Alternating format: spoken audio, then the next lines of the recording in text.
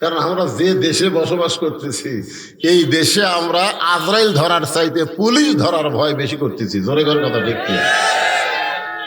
এই দেশে মানুষ সব জায়গা নিজের নামে করে নিছে। জায়গা দেখতেছেন হুজুর, এটা আমার ভাইয়ের, এটা আমার চাচা, এটা আমার দাদার, তো সবই যদি তোমাকে হয় আল্লাহর, আল্লাহটা দেখতে গেলে আপনার 2 মিনিট হাঁটা লাগবে। বাংলাদেশে আল্লাহর জায়গা দেখতে গেলে কয় মিনিট হাঁটা লাগবে? 2 মিনিট হাঁটার পরে মসজিদের সামনে গিয়ে বলতেছে হুজুর এখানেও আল্লাহর কিছু ছিল না, আমার চাচা দয়া করে আল্লাহ 10 শতক দিছে, আমার চাচা আল্লাহ দয়া করছে করে 10 শতক দান করছে, আর আমরা টাকা পয়সা দিয়ে আল্লাহ ঘর বানায় দিছি। তখন ফেরেশতাকে আল্লাহ এই দেশের নাম কি, যেই দেশে তোমার কিছুই নাই, ওর চাচা জায়গা দিলে ওরা টাকা দিয়ে ঘর বানায় দেয়। আল্লাহ কয় ওই দেশের নামই হলো বাংলাদেশ, ওই দেশে আমি আল্লাহর চাইতে গরিব কেউ নাই।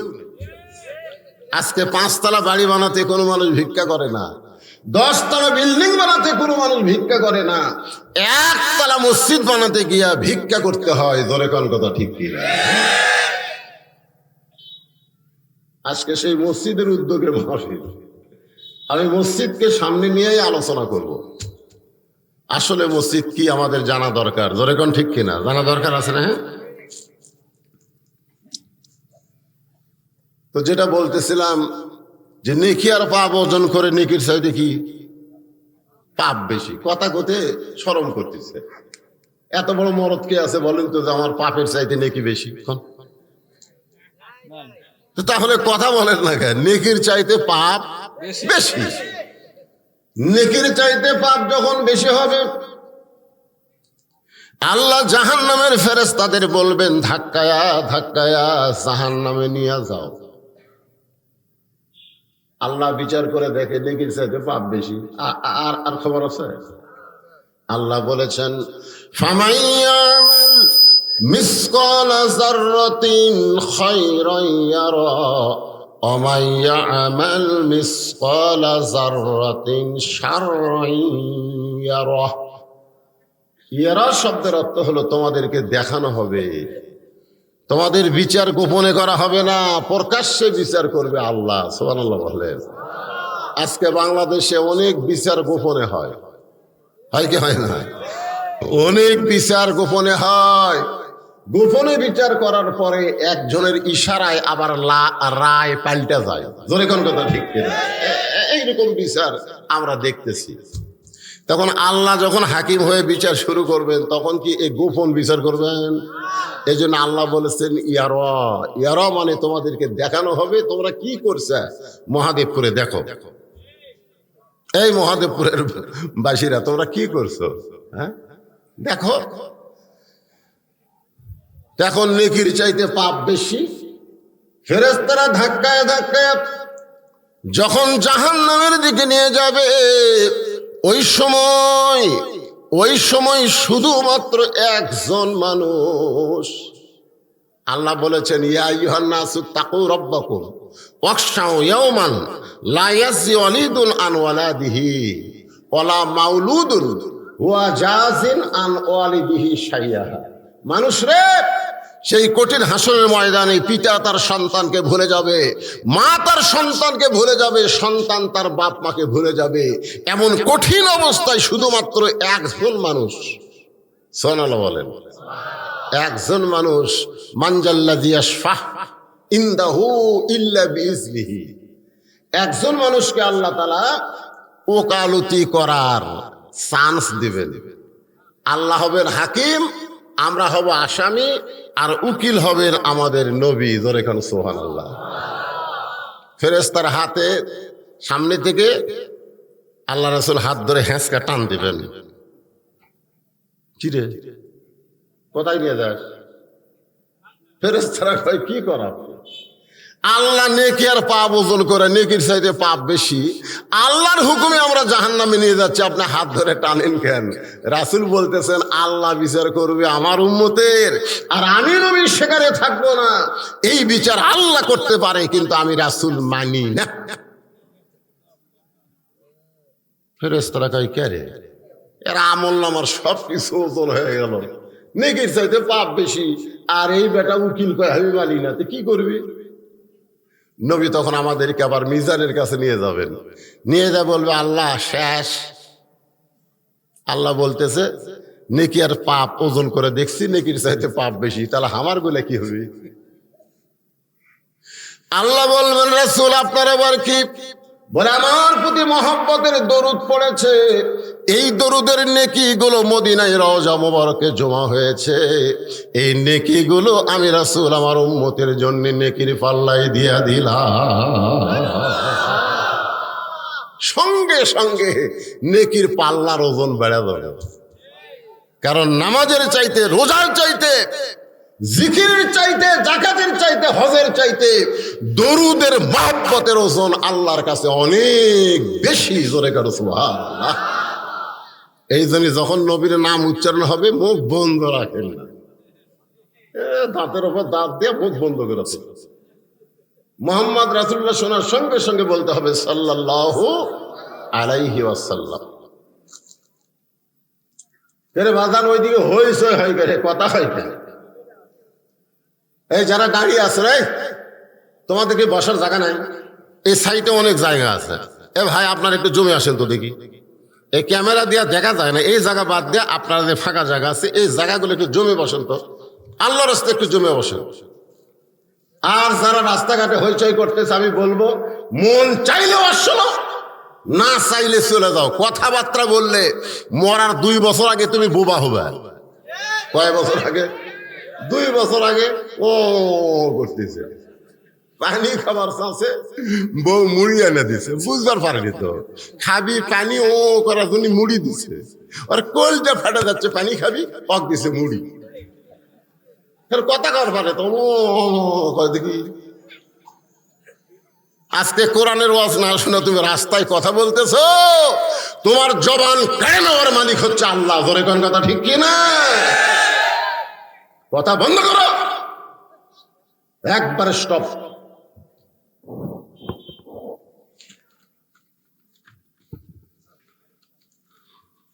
গ্রামের নাম হলো গোপালপুর, ঘোষালপুর। আপনাকে পৃথিবীর ভিতরে মহাদেবপুরের মধ্যে এত পুর। হ্যাঁ আসলে আমি তো বাংলাদেশ সব জায়গায় বাস করি, এত পুর নাই। হাই রে পুর রে। ঘোষালপুর পূর্বপাড়া জামে মসজিদ কমিটি কর্তৃক আয়োজিত তরুণ যুবকদের সমন্বয়ে আজকের এই তাফসীরুল কোরআন মাহফিলে আল্লাহ তাআলা যিনাকে সম্মানিত সভাপতির আসনে কবুল করেছেন, জনাব আলহাজ মোহাম্মদ মোবারক আলী। আজকের মাহফিলের যিনি সভাপতি, উনি কোথায়? আপনি? মাশাআল্লাহ। আজকের মাহফিলের সম্মানিত সহসভাপতি আলহাজ মোহাম্মদ আব্দুল জব্বার সাহেব, উনি আছেন? মাশাআল্লাহ। আজকের মাহফিলের সম্মানিত প্রধান অতিথি জনাব মোহাম্মদ সলিম উদ্দিন তরফদার সেলিম, আপনাদের এমপি সাহেব। আজকের এই মাহফিলের সম্মানিত বিশেষ অতিথিবৃন্দ যিনারা রয়েছেন, সকলকেই অন্তরের অন্তঃস্থল থেকে আমি শুভেচ্ছা জ্ঞাপন করছি। সম্মানিত ওলামায়ে কেরাম, আপনাদের মাঝে মাঝে যে সমস্ত আলেম ওলামা বসে আছেন, মঞ্চে আছেন, মাগরিবের নামাজের পর থেকে যারা কোরআন হাদিসের আলোকে গুরুত্বপূর্ণ তাফসীর করেছেন, আলেম ওলামা সহ আজকের মাহফিলের বক্তাগণকে অন্তরের অন্তঃস্থল থেকে আমি শুভেচ্ছা জ্ঞাপন করছি। এই মুহূর্তে আমার সামনে যারা বসে আছেন, আল্লাহ যাদেরকে কবুল করেছেন, সুবহানাল্লাহ বলেন।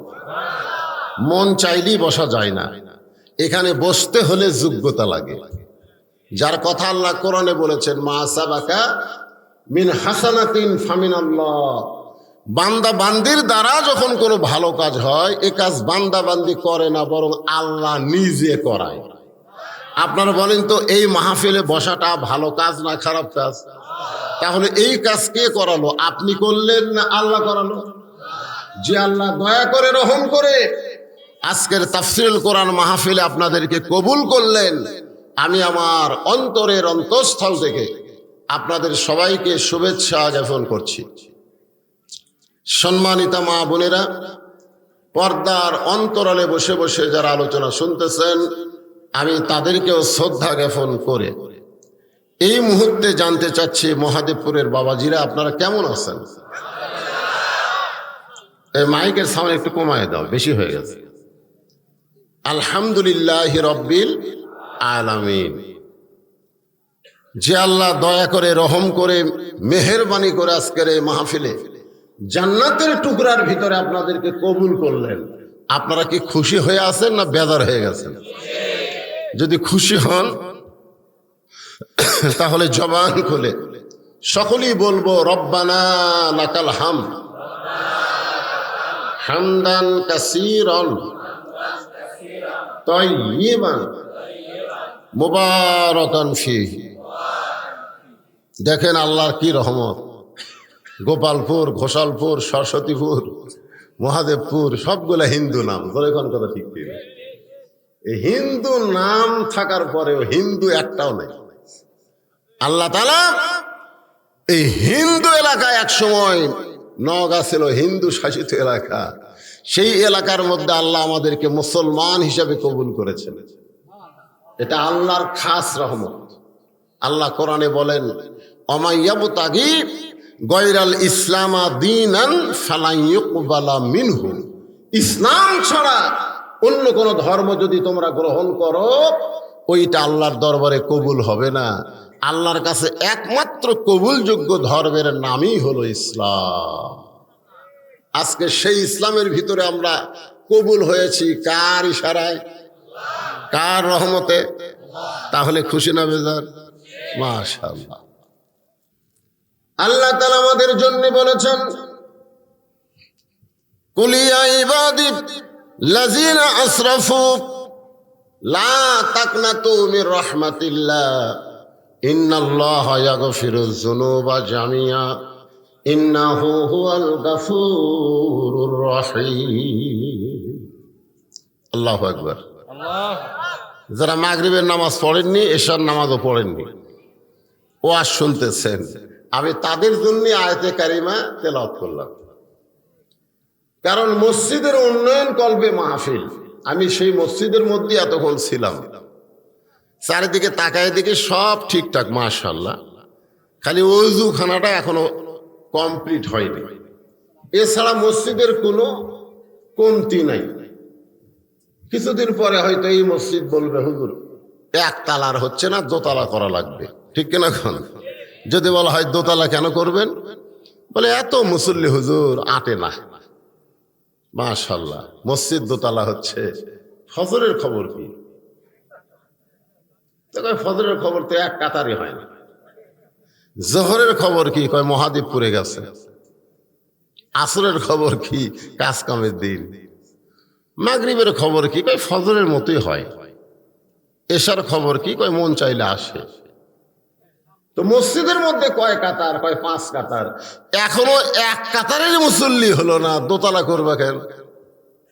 তখন বলতে যে হুজুর ওই যে জুমার দিন সবার শেষে আসা আগে যায়, ওই শালাকের জন্য দোতলা করা লাগছে। জুমার দিনে সবার শেষে আসে আগে যায়, ওদের জন্য দোতলা করা লাগবে। আজকে মসজিদে যে 5 ওয়াক্ত নামাজ হবে মসজিদের উন্নয়ন কল্পে, আমি সে আলোচনা আপনাদের সামনে তুলে ধরবো। ইন্না সালাতি ওয়া নুসুখি ওয়া মাহইয়ায়া ওয়া মামাতি লিল্লাহি রাব্বিল আলামিন। আমরা আল্লাহর প্রশংসা করব এই কারণেই যে আল্লাহ তাআলা আমাদেরকে বিশ্ব নবীর উম্মত হিসেবে কবুল করেছেন। আল্লাহ ইচ্ছা করলে আদম নবীর সময় আমাদের দুনিয়ার পাঠাবার পারতেন। আল্লাহ ইচ্ছা করলে ঈসা, মুসা, ইব্রাহিম আলাইহিস সালামের সময় আমাদেরকে দুনিয়াতে পাঠাবার পারতেন, কিন্তু ওই সময় না পাঠায়া এই বিশ্ব নবীর উম্মত করে দুনিয়াতে প্রেরণ করলেন। খুশি না বেজার? কেমন খুশি! ঈসা আলাইহিস সালামকে আল্লাহ যখন দুনিয়া থেকে চতুর্থ আসমানে নিয়ে যায়, আজকে তো বাইতুল মুকাদ্দাস নিয়ে খুব গন্ডগোল চলতেছে, জোরে কোন কথা ঠিক কিনা?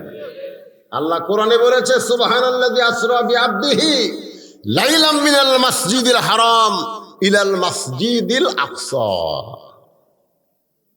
কাবা ঘর ধ্বংস করতে এসেছিল আবরাহা বাদশাহ। নাম কি? আবরাহা। সূরা ফিল পড়েন। তখন কাবা ঘরের মুত্তাল্লি ছিল আব্দুল মুত্তালেব। কাবা ঘরের মুত্তাল্লি কে ছিল? আব্দুল মুত্তালেব ছিল। তা আবরাহা বাদশাহ মনে মনে চিন্তা করলো, আমি তো ইয়ামিন থেকে কাবা ঘর ধ্বংস করতে আসলাম, আব্দুল মুত্তালেব হয়তো কাবার পক্ষে কিছু বলবে। কিন্তু আব্দুল মুত্তালেব আবরাহা বাদশার কাছে না গিয়া কাবা ঘরের দরজাত গেলেন।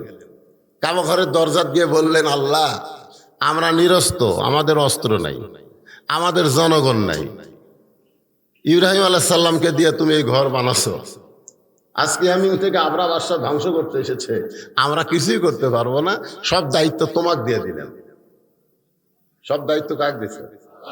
আজকে ফিলিস্তিনের মুসলমান যদি বাইতুল মুকাদ্দাসের সামনে গিয়ে বলতো, আল্লাহ, আমরা কিছুই করতে পারবো না, বাইতুল মুকাদ্দাস তোমার ঘর, তুমি হেফাজত করো, এ কথা ফিলিস্তিনের মুসলমান বলতেছে না, বরং তারা বলতেছে, দেহে এক ফোঁটা রক্ত থাকতে, জীবন থাকতে ইহুদির বাচ্চাদেরকে বাইতুল মুকাদ্দাস দখল করতে দেব না। বলে কথা দেখতে। কিছুক্ষণ করে আব্দুল মুত্তালেব আবরাহা বাদশার কাছে গেছে। তো আবরাহা বাদশা মুচকি মুচকি হাসতেছে, যাক, আমার কাছে হয়তো বলবে কাবা ঘরের হেফাজত চাই। কিন্তু আব্দুল মুত্তালেব বললেন, ভাই, তোমার সৈনিকের অত্যাচারে আমার কিছু উট তোমার এলাকার মধ্যে ঢুকছে, এই উটগুলো ফেরত চাই। আবরাহা বাদশা চুমকোটে বলতেছে যে কাবা ঘরের চাইতে উটের গুরুত্ব তোমার কাছে বেশি। বলে, কাবা ঘর আমার না, ঘর হলো আল্লাহ, ধ্বংস করবার আচ্ছা করো, এখানে আমার করার কিছু নাই, যা করবি আল্লাহ। আপনারা বলেন তো, আল্লাহ কি করছে? এই আল্লাহ কি করছে? কিছু করেনি। সূরা ফিল আপনারা পড়েন না? পড়েন পড়েন। তয়রান আবাবিল, তয়রান আবাবিল, ছোট ছোট পাখি ভাই রে, মুখের মধ্যে একটা করে খালি সরষের দানার মতন পাথর নিয়ে খালি ছাড়িয়ে দিছে, হস্তি বাহিনী সব শেষ রে। কিন্তু বাইতুল মুকাদ্দাসকে ওরা দখল করতেছে, হাজার হাজার মুসলমানকে হত্যা করতেছে। এখন কি আল্লাহ ঘুম পাড়তেছে? আল্লাহ কেন বসে আছেন কোন তো? বসে থাকার কারণ হলো, আল্লাহ তাআলা দুনিয়া থেকে একটা নবীকে চতুর্থ আসমানে নিয়ে গেছে, তার নাম হলো ঈসা আলাইহিস সালাম। ধরে কোন তার নাম কি? ঈসা আলাইহিস সালাম। প্রত্যেক দিন মাথার পাগড়ি বাঁধে, প্রত্যেক দিন। এ পাগড়ি বান্ধা মানে নামাজের জন্য না, এ পাগড়ি বান্ধে দুনিয়ার জুলুমকে অবসান করার জন্য, সৈনিক হিসাবে দুনিয়াতে আসার জন্য। ধরে কোন সুবহানাল্লাহ। আল্লাহ বলে, ঈসা, একটু ধৈর্য ধর, একটু ধৈর্য ধর, সময় মতো তোকে পাঠানো হবে, যখন গোটা পৃথিবী চলে আসবে মুসলমানের পায়ের তলা। ইহুদি খ্রিস্টান হিন্দু বৌদ্ধ তোমরা হলো বরের যাত্রী, আর মুসলমান হলো বর। জোরে কর কথা ঠিক কিনা? মুসলমান হলো বর।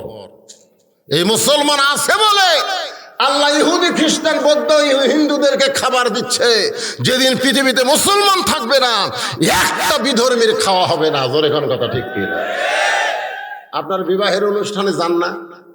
যান না? বরক ছাড়া যান না লিয়া যান? মধ্যে ঘাটার যায়, যদি বর কয়, ভাই, আমি বিয়া করবো না, আমি বিয়া করবো না, আমি বাড়িতে যাবো, বর যাত্রী বলতেছে, তোর মনে তুই চলে যা, আমরা যাবো না। আজ কয়দিন হলে নিয়ত করছি, তোর বিয়ার যে আমরা খামো, আর তুই ফেরত যাবি, যা।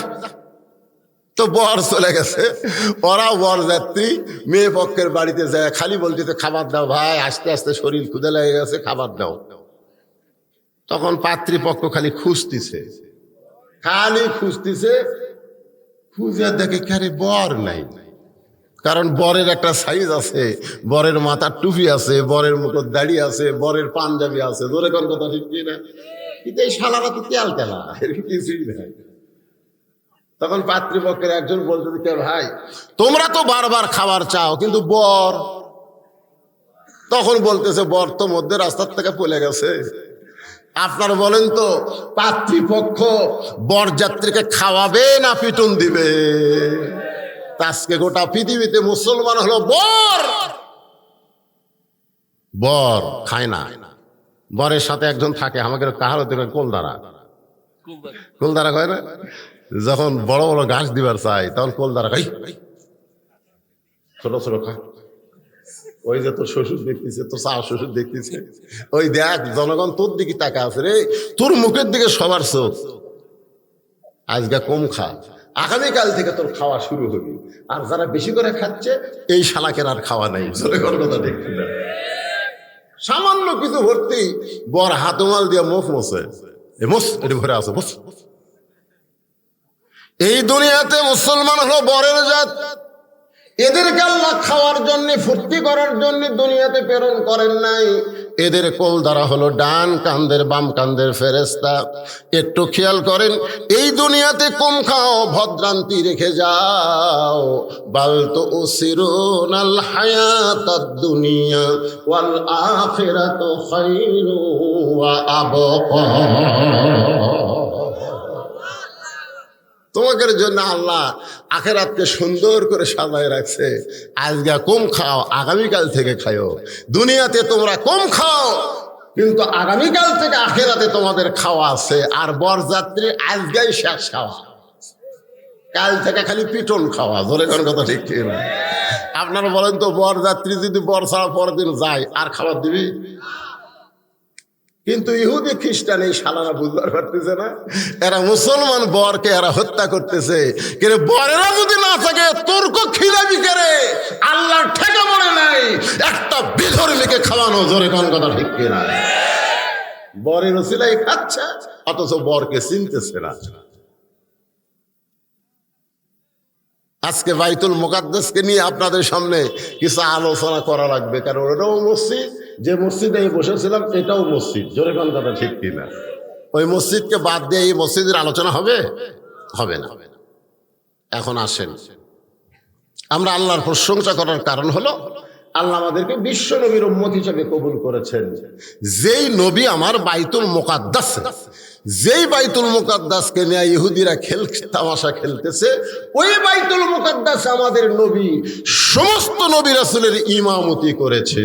সুবহানাল্লাহ বলেন। এটা কোন রাতে? এটা লাইলাতুল মেরাজের রাতে। আল্লাহ রাসূল হচ্ছেন ইমাম, আর সমস্ত নবী রাসূল হচ্ছে মুসল্লি।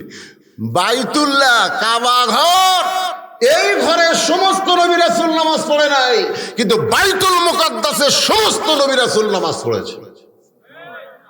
কাবার চাইতে বাইতুল মুকাদ্দাসের গুরুত্ব কম না, অনেক বেশি, অনেক বেশি। সেই বাইতুল মুকাদ্দাসে শিশু বাচ্চারা মাকে বলে, মা খাবার দাও। মা বলতেছে গুলি খা, গুলি খা। ছোট ছোট বাচ্চা, 4 বছর 5 বছর বাচ্চাকে মা বলতেছে এই ঢেলটা লিয়ে যা, ঢেল, একটা ঢেল, যা ওই যে ইহুদিরা হচ্ছে মেরে দে। তখন ছোট বাচ্চা বলতেছে, মা ওদের হাতে গুলি আছে, মা আমরা ঢেল মারলে ওরা যে গুলি করবে। বলে, ওরা গুলি করলে তুই মরবি না, আল্লাহ তোকে জান্নাতের দরজা খুলে দিবে। ওয়ালা তাকুলু লিমান ইউকতালু ফি সাবিলিল্লাহি আমওয়াতুন বাল আহইয়াউ ওয়ালাকিন লা তাশউরুন।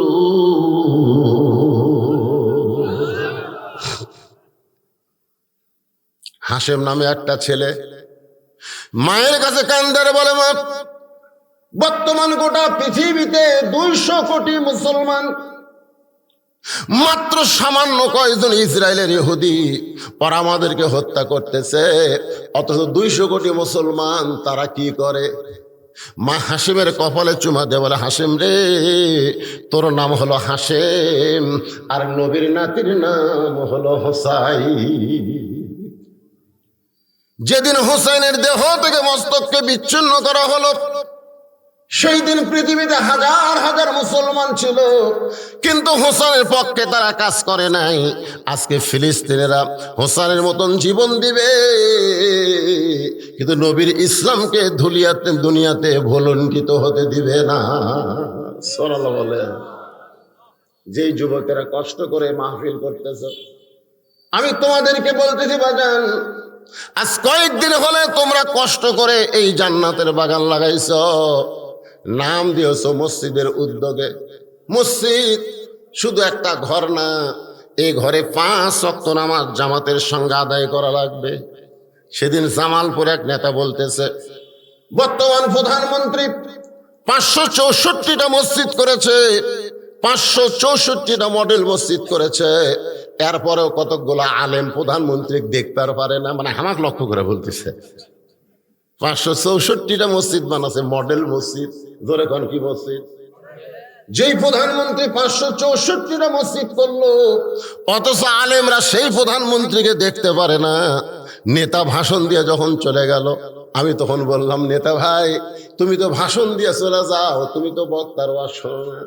বক্তারাও খুশি, এতগুলো মসজিদ বানাইছে প্রধানমন্ত্রী, কিন্তু আল্লাহ কোরআনে মসজিদ বানানোর আগে ঘোষণা করেছেন, আল্লাযীনা ইম্মাক্কান্নাহুম ফিল আরদ, মুসলমানের মধ্যে কেউ যদি প্রধানমন্ত্রী হয়, মুসলমানের মধ্যে কেউ যদি প্রেসিডেন্ট হয়, মুসলমানের মধ্যে কেউ যদি কাউকে যদি ক্ষমতা দেওয়া হয়, তারা মসজিদ বানান আগে না, তারা মাদক মুক্ত সমাজ করা আগে না, তারা পদ্মা সেতু নির্মাণ করা আগে না, তারা বাল্য বিবাহ বন্ধ করা আগে না। 1 নম্বর কাজ হলো আকামুস সালাত, নামাজ কায়েম করা। নামাজ যদি কায়েম না হয়, এতগুলা মসজিদ বানায় কোনো লাভ হবে না। কারণ বিশাল মসজিদে এক কাতার মুসল্লিও হয় না। ধরে কোন কথা ঠিক কিনা? কথা কন না কেন? এক কাতারে হয় না। গোটা মসজিদের টাইলস করা, যাই দেখি সামান্য জায়গা পরিষ্কার। মুয়াজ্জিনকে বললাম, কে ভাই এই সামান্য জায়গা পরিষ্কার কেন? আযান হয়, আকামত হয়, কেউ আসে না হুজুর, তো খামাখা মসজিদ ঝাড় দিয়ে লাভ কি? আমি নামাজ পড়ি আল্লাহু আকবার কয়ে এই জায়গা দুটা গামছার বাড়ি মারি, আকামত দিয়ে একলা একলাই নামাজ পড়ি, কেউ আসে না। তো খালি মসজিদ বানালে হবে না, এই এলাকার সমস্ত যুবকদেরকে 5 ওয়াক্ত নামাজ মসজিদে আদায় করা লাগবে। ধরে কোন কথা ঠিক কিনা? আল্লাহ রাসূল বলেছেন, লা সালাতা লা ঈমানা, যার নামাজ নাই তার কোনো ঈমান নাই। ভালো করে শোনেন, লা সালাতা লা দীনা, যার নামাজ নাই তার কোনো ধর্ম নাই। বাইনাল আবদি ওয়াল কুফরি তারকুস সালাত, বান্দার কাফেরের মধ্যে পৃথক করার জিনিসটার নামই হলো নামাজ। আল্লাহ রাসূল বলেছেন কঠিন কথা, মান তারাকাস সালাতু মুতাম্মিদান ফাকাদ কাফারা, ইচ্ছা করে যারা মাগরিবের নামাজ এশার নামাজ বাদ দিল, তার আর মুসলমান থাকলো না, তারা মুসলমান খারিজ হয়ে কাফের হয়ে গেল। কথা কন না কেন? আপনার জমির পর্চা আছে কিন্তু সিএস নাই। পর্চা আছে কি নাই? সিএস নাই। বর্তমানে জমি খারিজ হবে, এই জনগণ খারিজ হবে।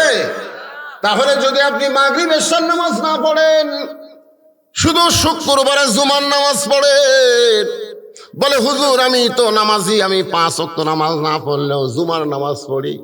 যারা জুমার নামাজ পড়েন তাদের জন্য লা তাকনাতু মির রাহমাতিল্লাহ, আল্লাহ দয়া করে হাসরের ময়দানে বলবে, যারা 5 ওয়াক্ত নামাজ পড়ো নাই, শুধু জুমার নামাজ পড়েছ, আমি রহমানুর রহিম তোমাদেরকে জান্নাত দিয়ে দিলাম, যাও।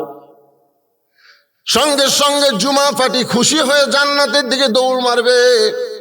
এক দৌড়ে জান্নাতের দরজা দিয়ে দেখবে, জান্নাতের দরজা বিশাল একটা তালা। বলবে, আল্লাহ আপনি জান্নাত দিলেন কিন্তু তালা কেন? আল্লাহ বলে, পকেট হাঁটায় দেখ, চাবি খোলার জন্য তোদের চাবি আছে, তালা খোলার জন্য তোদের কাছে চাবি আছে। ওই জুম্মা পাটি তখন পকেট হাতায় দেখবে একটা চাবি আছে, ওই চাবি তালার মধ্যে ঢুকবে কিন্তু ঘুরবে না, ঢুকবে ঠিকই কিন্তু ঘুরবে না। আল্লাহ চাবি ঢুকলো তালার মধ্যে ঘরে না কেন? আল্লাহ কয়, পাগল রে, তালার মধ্যে 5টা দাগ আছে, তোর চাবির মধ্যেও 5টা দাগ থাকা লাগবে, দাগে দাগে মিলে হলে কুট্টুস করে তালা খুলবে। এখন দেখ তো তোর চাবিতে দাগ আছে কিনা।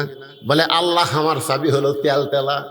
আল্লাহ বলবেন, ফজর জোহর মাগরিব এশা এই 5 ওয়াক্ত আমাদের দাগ যদি চাবিতে না থাকে, ওই জান্নাতের তালা কোনোদিন খুলবে না। যারা শুধু জুম্মার নামাজ পড়েন, বড় জোর তারা জান্নাত দেখতে পারবেন কিন্তু ভিতরে ঢুকতে পারবেন না। এখন যারা জুম্মা পাটি কথা কয় না, কি কথা কন না, তাহলে নামাজ 5 ওয়াক্ত নামাজ আদায় করা লাগবে। আল্লাহর নবী কিন্তু 5 ওয়াক্ত নামাজ পাইছে নবুয়তের 10ম বৎসরে, 10 বৎসরে যখন নবী, তখন এই 5 ওয়াক্ত নামাজ পাইছে লাইলাতুল মেরাজে। সুবহানাল্লাহ। কোন কয় ওয়াক্ত? 5 ওয়াক্ত নামাজ নিয়ে নবী চলে আসলেন মক্কায়। মক্কায় আসার পরে নবী নামাজ কায়েম করতে পারলেন না। এই নামাজ পাওয়ার আরো 3 বছর নবী মক্কায় ছিলেন। নবী সর্বসাকুল্যে নবী হওয়ার পরে মক্কায় ছিলেন 13 বছর। জোরে কোন কয় বছর? তাহলে নামাজ যখন পাইছে তখন কয় বছর? 10 বছর। একটু হা হুকারে ধরেন, আমার কথা কি আপনার বুঝতে পারতেছেন না? তাহলে 10 বছর নামাজ পাইলেন, 13 বছর পর্যন্ত নবী মক্কায় থাকলেন, কিন্তু নামাজ কায়েম করতে পারলেন না। প্রকাশ্যে জামাতে নামাজ আদায় করতে পারতেছেন না। সাহাবীরা বললেন, ইয়া রাসূলুল্লাহ, হুজুর মক্কায় কি নামাজ কায়েম হবে না?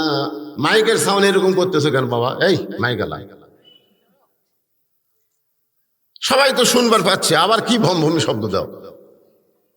তাহলে 5 ওয়াক্ত নামাজকে কায়েম হবে না? আল্লাহ রাসূল বললেন, সাহাবীরা রে, 5 ওয়াক্ত নামাজ যদি কায়েম করতে চাও, তাহলে যিনি ইমাম হবেন তাকেই নেতা হওয়া লাগবে।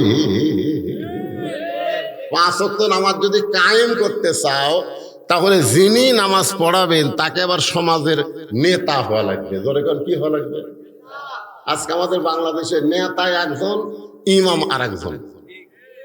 ইমাম লিখছে কেশিয়ারের কাছে দরখাস্ত আমার এলাকার, যে চাচা আমার বেতন খুবই কম, চাচা সব জিনিসের দাম বেড়ে গেল, সব জিনিসের, একটা পেঁয়াজের দাম 100-র উপর গেল, যেভাবে জিনিসের দাম বাড়তেছে আমার বেতন তো বাড়তেছে না। আজ 5 বছর হলে 4,000 টাকা করে দেন, একটু বেতন বাড়ানো। কেশিয়ার সিটির উত্তরে লিখছে, তোর মন চাইলে পড়া, না চাইলে আর এক মসজিদ ধর। যেই দেশের ইমামেরা কেশিয়ারের কাছে বেতনের দরখাস্ত লেখে, সেই দেশে নামাজ কায়েম হবে না। নামাজ তখনই কায়েম হবে, ইমাম শুধু ইমাম না, সমাজের নেতা হবে। জোরে কোন কথা ঠিক কি না? আল্লাহ রাসূল নবুয়তের 10 বছরে নামাজ পেলেন, কিন্তু মক্কায় নামাজ কায়েম হলো না। এই নামাজ কায়েম হলো মদিনায়। সর্বোত্তম রাসূল হিজরত করে যখন মদিনায় গেলেন, একটা মসজিদ নির্মাণ করলেন, যে মসজিদের নাম হলো মসজিদে কুবা। ধরে কোন মসজিদের নাম কি? আপনি হজ করছেন? আপনি করছেন? মাশাআল্লাহ, এই 3টে হাজিরে। মসজিদে কুবার ভিতরে 2 রাকাত নামাজ পড়লে একটা উমরা হজের সওয়াব আল্লাহ দান করে। এটাই হলো দুনিয়ার সর্বপ্রথম মসজিদ, যেটা মদিনায় রাসূল তৈরি করলেন। মদিনায় গিয়ে দেখলেন একটা সুন্দর জায়গা। রাসূল বললেন, এই জায়গার মালিক কে? মদিনার আগে আনসার বলল, হুজুর যাই মালিক তাই তো মরে গেছে, তার 2টা সন্তান এখন জায়গার মালিক আছে। আল্লাহ রাসূল এই 2 সন্তানকে ডাক দিলেন, ডাক দিয়ে নিজের 2 উরাতের উপরে 2 জনকে বসালেন। সুবহানাল্লাহ বলেন। বসায় বললেন, বাবা এই জায়গার মালিক এখন তোমরা, জায়গাটা আমার খুবই পছন্দ। 2 ছেলে আসমানের দিকে তাকায় বললেন, হুজুর জায়গার মালিক তো আমরা না, জায়গার মালিক হচ্ছে আল্লাহ। রাসূল চমকে গেল। 2 বাচ্চা রাসূলের উরাতের উপরে বসে আসমানের দিকে তাকায় বললেন, হুজুর এই জায়গার মালিক তো আমরা না, জায়গার মালিক হচ্ছে আল্লাহ। রাসূল বললেন, বাবা এই জায়গাটা আমার খুব পছন্দ, এই জায়গার মধ্যে একটা ঘর নির্মাণ হবে। 2 বাচ্চা বললেন, ঘরের মালিক কে?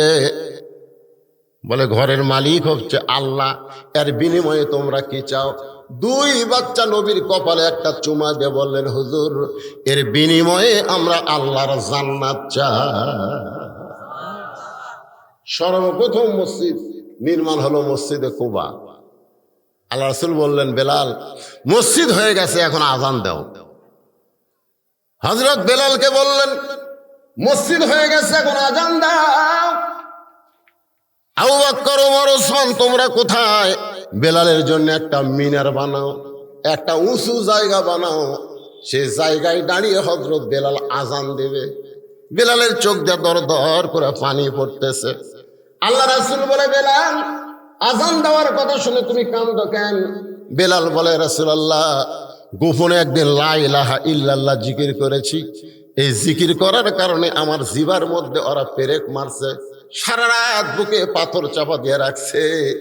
আজকে এমন একটা পরিবেশ পাইলাম, যেই পরিবেশ আমি বেলাল মিনারে দাঁড়িয়ে আল্লাহু আকবার বলে আজান দিব। রাসূল বললেন, বেলাল রে, মক্কার পরিবেশ নাই, মদিনার পরিবেশে এখন নামাজ কায়েম হবে। আর যখনই নামাজ কায়েম হবে, সঙ্গে সঙ্গে আল্লাহ বললেন, ইন্নাস সালাতা তানহা আনিল ফাহশাই ওয়াল মুনকার। একমাত্র নামাজই পারে মানুষকে যাবতীয় খারাপি থেকে বাঁচায়া দিতে। সুবহানাল্লাহ বল না কেন? আপনারা বলেন তো, যে 6 বছরের বাচ্চাকে, 7 বছরের বাচ্চাকে রোজা রাখার কথা আছে, 7 বছরের বাচ্চাকে হজ করানোর কথা আছে, 7 বছরের বাচ্চাকে যাকাত দেওয়ার কথা আছে, কিন্তু 7 বছর বয়স থেকে নামাজের তালিম দেওয়ার কথা আছে। যেরকম আছে না, 7 বছর থেকে তালিম দিবে, আর 10 বছর থেকে জোর করে ঘাড় ধরে, এরকম ঘাড় ধরে মসজিদে নিয়ে যাবে। মসজিদে নিয়ে যায় নামাজ পড়াবা। তুমি যদি তোমার সন্তানকে একবার নামাজ ধরাতে পারো, ওই সন্তান কোনোদিন গাঁজা ধরবে না, ওই সন্তান কোনোদিন ফিনফিন ধরবে না, ওই সন্তান কোনোদিন আর্জেন্টিনার পতাকা টাঙ্গাবে না, ওই সন্তান কোনোদিন ব্রাজিলের পতাকা টাঙ্গাবে না। যদি তুমি নামাজ ধরাবার পারো, ওই দুনিয়ার সমস্ত অন্যায় ছেড়ে দিবে। জোরে কোন কথা ঠিক কিনা? এই জন্যে 10 বছর থেকে ওই যে পুচ্ছিগুলো ঘুরতেছে ঘরে গা, ঘোরার কারণ হলো নামাজ ধরাবার পারেননি। আজকে আমাদের যুবকেরা 4G 5G মোবাইল নিয়ে ঘুরতেছে, দরজা জানলা বন্ধ করে অশ্লীল ভিডিও দেখতেছে, আর সকালবেলা গল্প করতেছে, আজ যা দেখেছি ভাই। কেমনি দেখি রে? দরজা জানলা বন্ধ করে দেখছি রে, কেউ দেখিনি। 2 কান্দের ফেরেশতা কয়, শালা মরিয়া দেয়, কেউ দেখেছি কিনা? আমরা কুটি আসলো, এই 2 কান্দের 2 ফেরেশতা কুটি আসলো। উনি যখন দরজা জানলা বন্ধ করে দেয়, খারাপ ছবি দেখছে, 2 ফেরেশতা কি ঘর থেকে বেড়ে গেছে? কথা কন না কেন? আসিল না? শোনো, তোমার 2 কান্দে 2 মোহরি, লিখিতেছেন ডায়েরি, দলিল দেখে রায় দিবে, টাকা পয়সার নাই কারবার। নামাজ কায়েম হয়ে গেল, নামাজ কায়েম হয়ে গেল মদিনায়। আল্লাহর নবী যখন আসরের নামাজ পড়াচ্ছেন, খুব খেয়াল করবেন, 5 ওয়াক্ত নামাজের মধ্যে একটা নামাজের নাম হলো আসরের নামাজ। জোরে কোন কোন নামাজ? এমন সময় আল্লাহ তাআলা ফেরেশতা জিবরাইলকে পাঠাইলেন, যাও জিবরাইল যাও, নবীর উপরে কোরআনের আয়াত নাজিল করো। নামাজ পড়া অবস্থায় নবীর উপরে আল্লাহ কোরআনের আয়াত নাজিল করলেন। নামাজ শেষ হয়ে গেলে রাসূল বললেন, সাহাবীরা তোমরা জানো আজকে নামাজের ভিতরেই আমার উপরে কোরআনের আয়াত নাজিল হয়েছে। সাহাবীরা বলে, হুজুর আমরা জানবো কেমনে? আপনি জানালে আমরা জানবো। সুবহানাল্লাহ। রাসূল বললেন, যে আয়াতে কারিমা নাজিল হয়েছে, এ আয়াত কি তোমরা শুনতে চাও? সাহাবীরা বললেন, হুজুর শোনার জন্য ব্যাকুল হয়ে আছি, আপনি বলেন। রাসূল বললেন, শুধু শুনলে হবে না, সামিনা ওয়া তাআনা, শুনলে কিন্তু আমল করা লাগবে। সুবহানাল্লাহ বলেন, সুবহানাল্লাহ বলেন। খালি শুনলে হবে? আচ্ছা, আল্লাহ রাসূলের উপরে আসরের নামাজের সময় যে আয়াতটা নাজিল হয়েছে, এটা সাহাবীরা শুনবে। রাসূল বললেন, শুধু শুনলে হবে না, এটা ধরা লাগবে। কি করা লাগবে? ধরা লাগবে।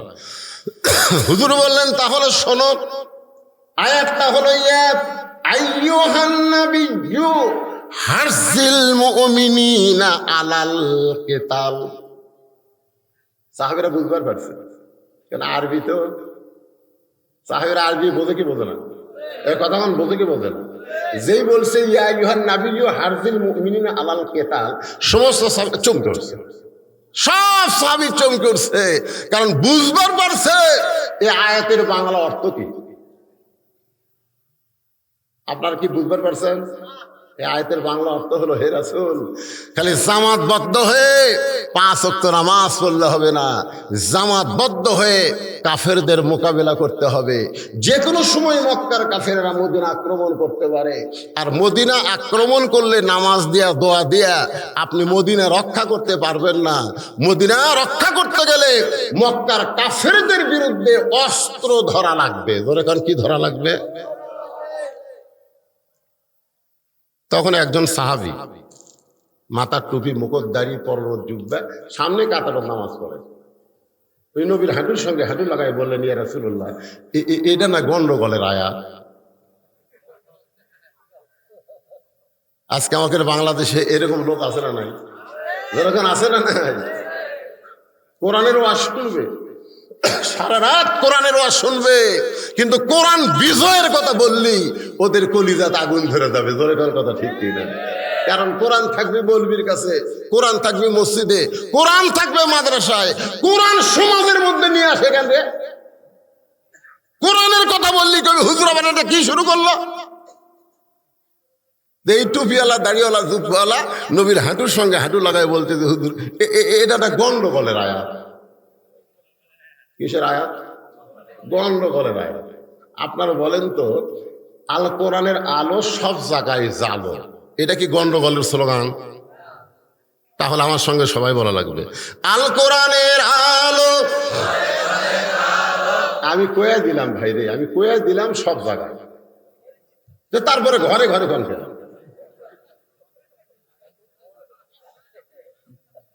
না, খালি ঘরের মধ্যে জ্বললি হবি, বেড়া জ্বলা লাগবে না। আপনি ঘরের মধ্যে কোরআন শরীফ পড়লেন, পড়ে বের হয়ে দেখেন যে একটা বেপরদা মেয়ে মানুষ রাস্তায় ঘুরতেছে। এখন সেই বেপরদা মেয়ে মানুষ আপনার চোখের মধ্যে ঢুকে গেছে। চোখর ঢুকলে খালি চোখর থাকে, ওটা এই জায়গাটা আবার ঢুকে গেছে, মেমোরি হচ্ছে।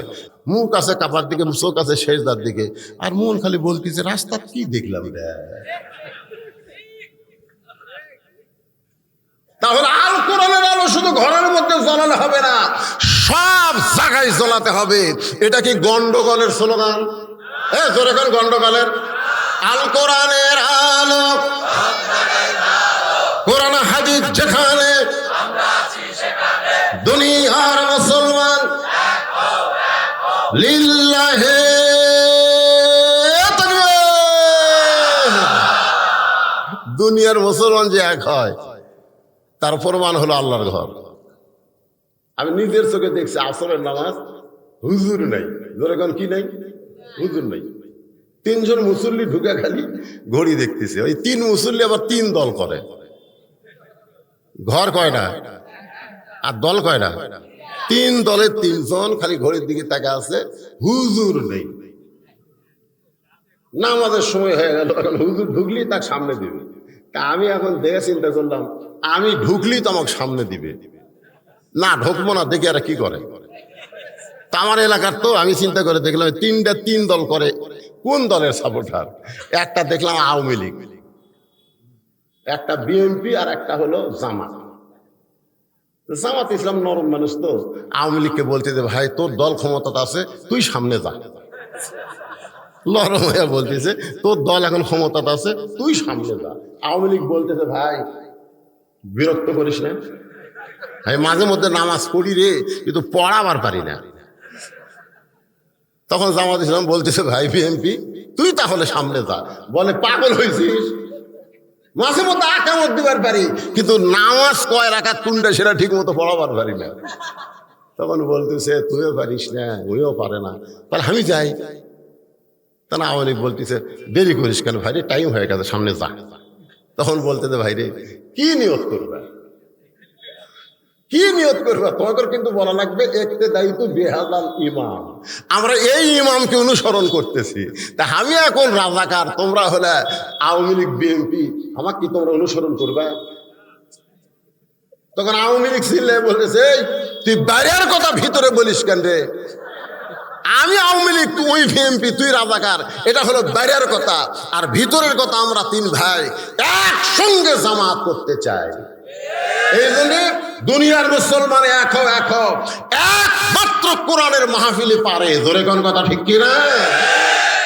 এখানে সব দলের লোক আছে, কিন্তু আল্লাহর কোরআনের কারণে আমরা দল ভুলে গিয়া মুখ ভুলে গিয়া আল্লাহর কোরআন থেকে তাফসির শোনার জন্য এখানে আমরা বসে পড়েছি। একটু মনোযোগ দিয়ে শোনেন। আল্লাহ রাসূলের হাঁটুর সঙ্গে হাঁটু লাগাইয়া ওই টুপিওয়ালা জুব্বাওয়ালা দাড়িওয়ালা প্রথম কাতারের সাহাবী যখন বলতে যে হুজুর এটা গন্ডগোলের আয়াত, সঙ্গে সঙ্গে নবী চুপ মেরে গেলেন। এত সুন্দর নামাজি 5 ওয়াক্ত নামাজ সামনে কাতারে পড়ে, সেই লোকটা যখন বলে গন্ডগোলের আয়াত, তাহলে এটা কে? এতদিন ধরে জানতাম পাকা মুসলমান, কিন্তু এই মুহূর্তে আমি জানতে চাই এটাকে। এমন সময় আল্লাহ তাআলা জিবরাইলকে পাঠায় দিলেন। ফেরেশতা জিবরাইল বলতেছেন, ওয়ামিনান নাসি মান ইয়াকুলু আমান্না বিল্লাহি ওয়া বিল ইয়াউমিল আখিরি ওয়া মা হুম বিমুমিনিন। মানুষের মধ্যে এমন কিছু মানুষ আছে, মনোযোগ দিয়ে শোনেন, এমন কিছু মানুষ আছে যারা বলে আমরা আল্লাহ বিশ্বাস করি, আখিরাতকে বিশ্বাস করি, নামাজ পড়ি, রোজা করি। আল্লাহ বলতেছে এরপরও সে মুমিন না, কারণ আল্লাহর কোরআনের একটা আয়াতকে যে মানবে না সে ব্যক্তি মুমিন না, সে হলো মুনাফিক। জোরে বলেন, সে কি? মুনাফিক। মসজিদ নববী তৈরি হলো, নবী মেহরাব বানালেন। মেহরাব খুব খেয়াল করবেন, মেহরাব মানে মাইক থোয়ার জায়গা না, ইমামের মেম্বর থোয়ার জায়গা মেহরাব না। মেহরাব হলো অস্ত্র রাখার জায়গা। ধরে ঘর কথা ঠিক না? আজকে প্রত্যেকটা মুসলমানের মেহরাবে যদি বাতিলের মোকাবেলার করে অস্ত্র থাকতো, ইসরায়েলি ইহুদির বাচ্চার ক্ষমতা হতো না বাইতুল মুকাদ্দাসের দিকে নজর দেওয়া। জোরে কোন কথা ঠিক না? সব ভুলে যায়। তসবি লিখছে, তসবি। কি মুসলমান কোন জায়গা থেকে আইছে? বদরের যুদ্ধে নবী মাথার টুপি খুলে মাথার হেলমেট দিছে, হেলমেট হেলমেট জুব্বা খুলে নবী সৈনিকের পোশাক পরছে, কোমরে একটা পেটি বানবে, ঢিল হচ্ছে বারবার। আলীকে ডাক দেবে না, আলী আমার কোমরের বেল্ট একটু টাইট করে দাও তো। আবু বকর বলে, হুজুর আপনি আল্লাহর নবী, আপনার কোমরের বেলে এত টাইট হওয়া লাগবে কেন? রাসূল বললেন, আমি আল্লাহর নবী, কিন্তু আজকে বদরের যুদ্ধে আমি হচ্ছে আল্লাহর সেনাপতি। জোরে কোন সুবহানাল্লাহ। কি মনে করছেন যে নবীর প্রতি দরুদ পড়ে জান্নাতে যাবেন, নবীর সুপারিশ নেবেন? আর সেই নবী বাতিলের বিরুদ্ধে লড়াই করেছে, সেই নবী উহুদের ময়দানে দান দান শহীদ করেছে, আর সেই নবীর উম্মতেরা আজকে বাতিলের সঙ্গে আপোষ করে জান্নাতে যাবার চায়। জান্নাত তোমার মামার বাড়ি না। বলে কোন কথা ঠিক কিনা? একটু মনোযোগ দিবেন। এই মসজিদের মধ্যে 5 ওয়াক্ত নামাজ কায়েম হয়েছে। নবী হচ্ছেন মক্কার প্রেসিডেন্ট। ছোট্ট করে আপনাদের বলি, আসরের নামাজের ইমামতি করবেন নবী। মনে আছে না? ভুলে গেছেন? কোন নামাজ? আসরের নামাজ। হযরত বেলাল আকামত দিচ্ছে, নবী আমার মেহরাবের মধ্যে ঢুকতেছে। আল্লাহ রাসূল ততক্ষণ পর্যন্ত কেবলামুখী হন না যতক্ষণ পর্যন্ত সাহাবীরা কাতার সোজা না করে। কাতার সোজা যতক্ষণ না করে ততক্ষণ নবী কেবলামুখী হয় না। আমার কথা বুঝলেন? মসজিদে ঢুকলে কি সোজা করা লাগবে? কাতার সোজা করা লাগবে। এখন বলেন, আপনাকে সামনে কাতারে যদি একটা চেয়ার থাকে, না না না বিরক্ত না, সামনে কাতারে একটা চেয়ার আছে, তাহলে কাতার সোজা কিভাবে করবেন? আমার ফতোয়া দেন তো। না, অনেকে কয় হুজুর, এই হুজুর চেয়ারের বিরুদ্ধে একলাই কয়। আমি একলা না, বাংলাদেশের সমস্ত আলেম চেয়ারের বিরুদ্ধে ফতোয়া দিছে। জোরে কোন কথা ঠিক কিনা? হ্যাঁ, ইউটিউবে যান, যা লগ ইন করেন যে চেয়ারে বসে নামাজ হবে কিনা, লেখেন।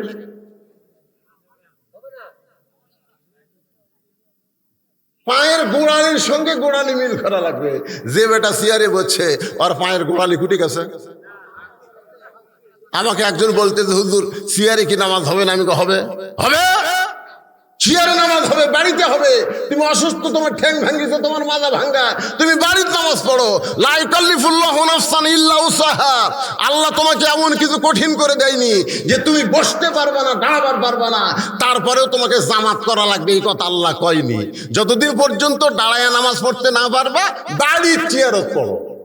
কিন্তু মসজিদে আসলে তোমাকে কাতার সোজা করা লাগবে। ধরে করে কি সোজা? কাতার সোজা। যতক্ষণ কাতার সোজা হয়নি ততক্ষণ নবী কিবলামুখী হয়নি। সুবহানাল্লাহ। হযরত বেলাল আকামত দিচ্ছেন। আকামতের মধ্যে দুইটা শব্দ আছে, কদ কামাতিস সালাহ, কদ কামাতিস সালাহ।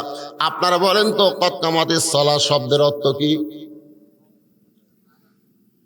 এবারে আপনারা কি বিরক্ত হচ্ছেন? মসজিদের উদ্যোগে মাহফিল। আমি এতক্ষণ ধরে কিসের ওয়াজ করতেছি? তাহলে সে মসজিদের ওয়াজ শুনবেন না, মন্দিরের ওয়াজ শুনবেন? তাহলে কদ কামাতিস সালাহ শব্দের অর্থ কি? মুয়াজ্জিনটা আরবিতে কয়, এর বাংলা অর্থ কি? এর বাংলা অর্থ হলো অবশ্যই নামাজ দাঁড়িয়ে গেছে। কদ মানে কি? অবশ্যই। কামা মানে কি? খাড়া হওয়া। সালাত মানে কি? নামাজ। অবশ্যই নামাজ দাঁড়িয়ে গেছে। কদ কামাতিস সালাহ শোনার পরে আর বসে থাকা যাবে না। নামাজের যে কয়টা ফরজ তার মধ্যে একটা ফরজ হলো দাঁড়িয়ে নামাজ পড়া। ধরে কোন ঠিক কিনা? কিন্তু আল্লাহর নবী তাকায় দেখে সামনে কাতারে একজন সাহাবী বসে আছে। কদ কামাতিস সালাহ শোনা পরে ওই সাহাবী দাঁড়াবার পারতেছে না, বসে আছে। নবী বললেন, এই সাহাবী, বেলাল আকামত দিয়ে কদ কামাতিস সালাহ বলছে, এরপরেও তুমি বসে আছো, তুমি কেন দাঁড়াও না? তুমি কেন দাঁড়াও না?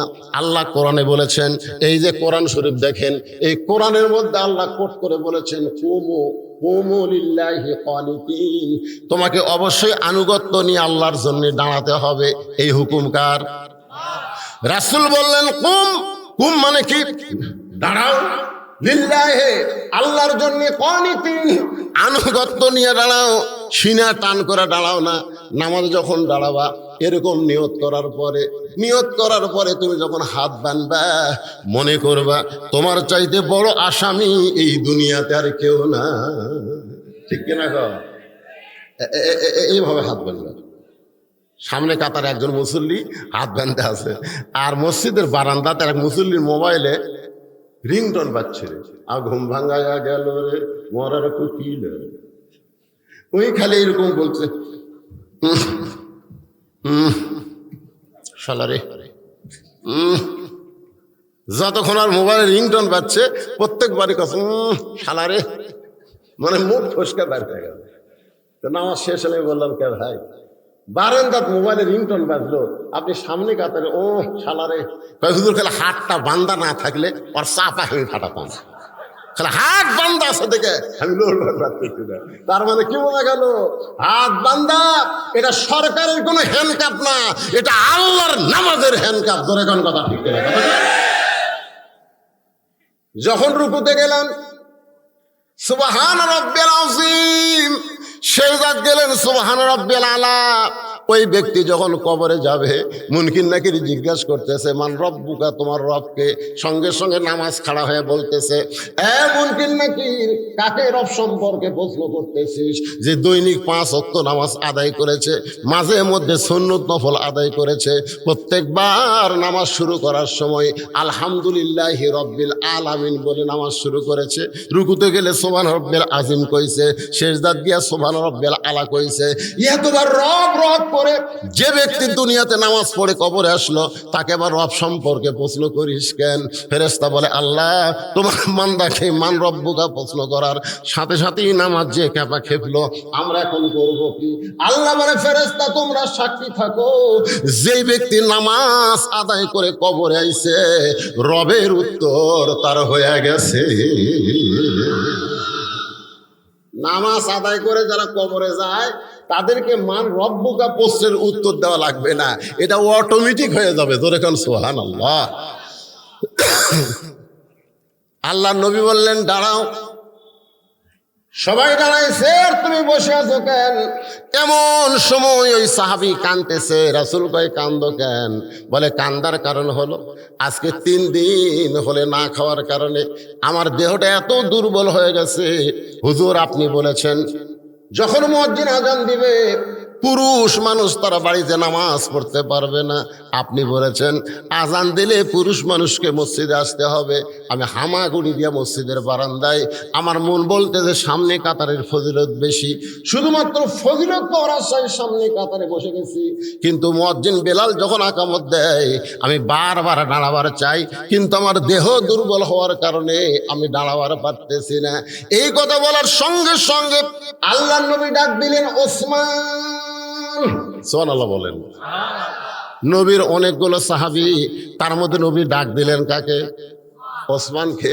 কারণ নবী যখন মদিনার প্রেসিডেন্ট ছিলেন ওই সময় নবীর ওসমান ছিল খাদ্যমন্ত্রী, অর্থমন্ত্রী। জোরে কোন কি মন্ত্রী? অর্থমন্ত্রী, খাদ্যমন্ত্রী। আল্লাহ নবী যখন মদিনার প্রেসিডেন্ট ছিলেন ওই সময় ধর্মমন্ত্রী হলেন আবু বকর। কয়টা মন্ত্রীর নাম শোনেন দেখেন তো, মন্ত্রীর সাথে দপ্তরের সাথে তাদের মিল আছে কিনা। ধর্মমন্ত্রীর নাম হলো আবু বকর। ধরে কোন ধর্মমন্ত্রীর নাম কি? আইন মন্ত্রীর নাম হলো হযরত উমর। আইন মন্ত্রীর নাম কি? আর শিক্ষা মন্ত্রীর নাম হলো হযরত আলী। হযরত আলীর মতন শিক্ষামন্ত্রী যদি বাংলাদেশে থাকতো তাহলে আগডম বাগডম ঘোড়াডম সাজো, ঢাক ঢোলক ঝাঁঝর বাজো, এই মিথ্যা শিক্ষা দিয়ে একটা সার বেতন পেত না। ধরে কোন কথা ঠিক না? জালিকাল কিতাবুল আলাইহি ওয়া হুদাল মুত্তাকিন, যারা শিক্ষা দিবে এদের বেতন খালি বাড়িয়ে দেবে। ধরে কোন কথা ঠিক না? এমন এক শিক্ষামন্ত্রী হবে ভাই, আয় রে 90% মুসলমানের দেশে কোরআনের মাদ্রাসা ভিক্ষা করা লাগবে কে রে? প্রাইমারি মাস্টার খালি মোসর তাও দেয় কি ভাই? তাও দেন কেন? আরবি পড়ান না কে?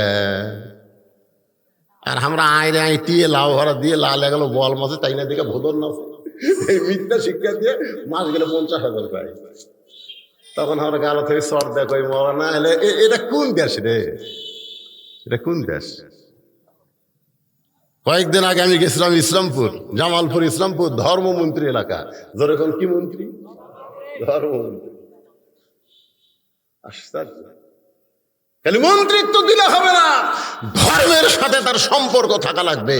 জোরে কোন কথা ঠিক কিনা? আল্লাহ রাসূল বললেন সাহাবীরা, আমার ধর্মমন্ত্রী আবু বকরকে তোমরা চিনো? সাহাবীরা বললেন হুজুর চিনবো না কেন? সে হলো আপনার 1 নম্বর সাহাবী। রাসূল বললেন খালি এই চিনলে হবে না, আজকে জোহরের সময় স্বয়ং আল্লাহ তাআলা আমার আবু বকরকে সালাম দিয়েছে। সুবহানাল্লাহ। স্বয়ং আল্লাহ তাআলা আবু বকরকে সালাম দিয়েছে। নবী চমকে বলে জিবরাইল, আমার আবু বকরের মধ্যে এমন কি গুণ আছে যে গুণের কারণে আল্লাহ সালাম দিল? জিবরাইল বলতেছে হুজুর আমি তাই জানি, আল্লাহ খালি কইলো আবু বকরকে সালাম দিয়ে পৌঁছে দাও, কিন্তু আবু বকর তো আপনার কাছে নাই। এই সালামটা আপনি আবু বকরকে পৌঁছায় দিবেন আর বলবেন আল্লাহর ওয়াজ থেকে আবু বকরকে সালাম দিয়েছে। নবী চমকে গিয়ে বলে জিবরাইল, আমার আবু বকর এমন কি আমল করে যে আমল করার কারণে আল্লাহ সালাম দেয়? জিবরাইল বলে হুজুর আপনি তদন্ত করে দেখেন তো কোন আমলের কারণে আল্লাহ আবু বকরকে সালাম দেয়। দুনিয়ার সবাই যখন ঘুমায় গেছে এমন সময় নবী আমার তদন্তে বের হয়েছে। তদন্ত করতে গিয়া আবু বকরের জানলার পাশে দাঁড়াইছে। বিষাক্ত সাপ যেমন ফসফস শব্দ করে এমন করে কান্নার আওয়াজ আবু বকরের ঘরের ভিতর থেকে আসতেছে। নবী চমকে গেল, যেই মানুষটা জান্নাতের 1 নম্বর সেই মানুষটা এমন করে গভীর রাত্রে কেন কান্দে? নবী কিছুই বললেন না। ফজরের সালাম ফিরাইয়া নবী আবু বকরের মুখের দিকে তাকায় থাকলেন, মুখটা মলিন, চোখ ভরা পানি। রাসূল বললেন সাহাবীরা রে তোমরা সবাই একটু ঘরের বাহিরে যাও, মসজিদের বাহিরে যাও, আবু বকরের সঙ্গে আমার গোপন কিছু গল্প আছে। সবাই যখন চলে গেল নবী ডাক দিলেন আবু বকর এমন কি আমল করো বাবা যে আমল করার কারণে আরশের আল্লাহ তোমারে সালাম দেয়? গাছের গোড়া কাটলে গাছটা যেমন ঠাস করে পড়ে যায় আবু বকর তেমনি পড়ে গেলেন মসজিদ নববীর মাজায়। রাসূল কপালে চুমা দিলেন, আবু বকর এই খবর শুনে তুমি খুশি না হয়ে কান্দো কেন? আবু বকর বলে, হুজুর আমার মতন একজন সাধারণ মানুষকে, আমার মতন একটা সাধারণ মানুষকে আরশের আল্লাহ কেন সালাম দেয় আমি নিজেও জানি না। রাসূল বলে, আবু বকর আমিও জানতাম না, জিবরাইলও জানতো না, কিন্তু তদন্ত করে দেখেছি দুনিয়ার সবাই যখন ঘুমায় তখন তুমি এমন করে কান্দো কেন? আবু বকর বলে, রাসূলুল্লাহ আমার বড় ভয় হাসরের ময়দানে আল্লাহ যদি সবাইকে জান্নাত দেয় আর যদি বলে একটা ব্যক্তি জাহান্নামে যাবে, আমার মনে হয় সেই একটা ব্যক্তি যদি আবু বকর হয়। রাসূল বলে, আবু বকর যার কলিজায় যত আল্লাহর ভয় তার জন্য আরশের আল্লাহর সালাম হয়। লিল্লাহি তাকবীর। আইনমন্ত্রীকে কেমন আইনমন্ত্রী? এই কেমন আমাদের বাংলাদেশের আইনমন্ত্রী নাই? কথা কেন আছে না নাই? আর উমর আইনমন্ত্রী, যে উমর সম্পর্কে রাসূল বলেছে আমার পরে কেউ যদি নবী হতো লাউ কানা উমর, জোরে গান সুবহানাল্লাহ। অর্থমন্ত্রীর নাম কি? ওসমান গনি। জোরে বলেন নাম কি? ওসমান গনি। রাসূল ডাক দিলেন ওসমান, সঙ্গে সঙ্গে ওসমান বলে, লব্বাইক ইয়া রাসূলুল্লাহ। আল্লাহ নবী বলেন, ওসমান তোমার এই ভাই, এ ভাই মনোযোগ দিয়ে শোনেন, তোমার এই ভাই আজকে 3 দিন হলে না খেয়ে আছে। কয় দিন? না খাওয়ার কারণে বেলাল আকামত দিচ্ছে, দাঁড়াবার পারতেছে না। আল্লাহ তোমাকে এত সম্পদ দান করছে, সেখান থেকে তোমার ভাইকে কি কিছু দেওয়া যায় না? রাসূল কিন্তু মারাত্মক কথা কইছে, আল্লাহ তোমাকে এত সম্পদ দান করছে। এই কথার দ্বারা রাসূল কি বুঝাইলেন? সম্পদের মালিককে। আরো জোরে বলেন। পকেটের টাকা আছে, ব্যাংকের টাকা আছে। হ্যাঁ কি হুজুর আমার ভবিষ্যতে কোনো চিন্তা নেই, আমার ব্যাংকে 20 লাখ টাকা আছে, খালি মরে দেখ চিন্তা আছে না নাই? তোর ভবিষ্যৎ কিরে পাগলা? ভবিষ্যৎ ব্যাংকের টাকা না, তোর ভবিষ্যৎ হলো মরা। জোরে কোন কথা ঠিক কিনা? বাংলাদেশে এক বাপ মরে গেছে, ছেলে মেয়েরা টাকা নিয়ে ভাগ করতে করতে বাপ যে মরিছে ওরা খেয়ে দিলে 48 ঘন্টা হয়ে গেছে, লাশ ফুলে উঠছে। পাশের লোকেরা চিন্তা করে, এই বাড়ির মুরব্বী মরে গেল, তার দাফন কখন হবে, জানাজা কখন হবে, কোনো ঘোষণাই তো হলো না। ওরা বাড়ির মধ্যে ঢুকে দেখে ওরা কে কোন ব্যাংকের টাকা নিবি, কে কোন বাসা নিবি, এই যে গন্ডগোল লাগছে। মশারির মধ্যে তাকে দেখে লাশ ফুলে পেট ফুলে উঠছে। তখন আশেপাশের লোকেরা পবিত্র করে পরিষ্কার করে ওকে কাপড় পরে জানাজা করে কবর দিছে, তাও বাচ্চা কাচ্চার হুঁশ হয়নি। আর ভবিষ্যৎ হলো টাকা যারা জমা করে থবে তাদের ভবিষ্যৎ হলো সন্তানের মধ্যে গন্ডগোল লাগাই দেওয়া যাওয়া। ধরে কোন কথা ঠিক কথা কন না গায়ে? টাকার মালিককে।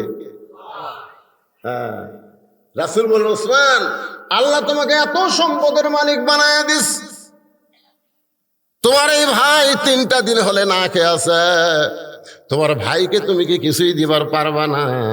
ওসমান গনি চোখের পানি বের করে কান্দের বলে, রাসূলুল্লাহ আমার ভাই 3 দিন হলে না খেয়ে আছে, এইটা যদি আমি আগে জানতাম তাহলে নিজে না খাইয়া আমার ভাইয়ের বাড়িতে খাবার পৌঁছাইয়া দিতাম। সুবহানাল্লাহ কয় না? আপনারা কি বিরক্ত লাগতেছে? এই বিরক্ত লাগে, ওটা ভাষা করেন কেন? ওটা ভাষা কি জন্য করেন বলেন? পেশাব লাগতেছে?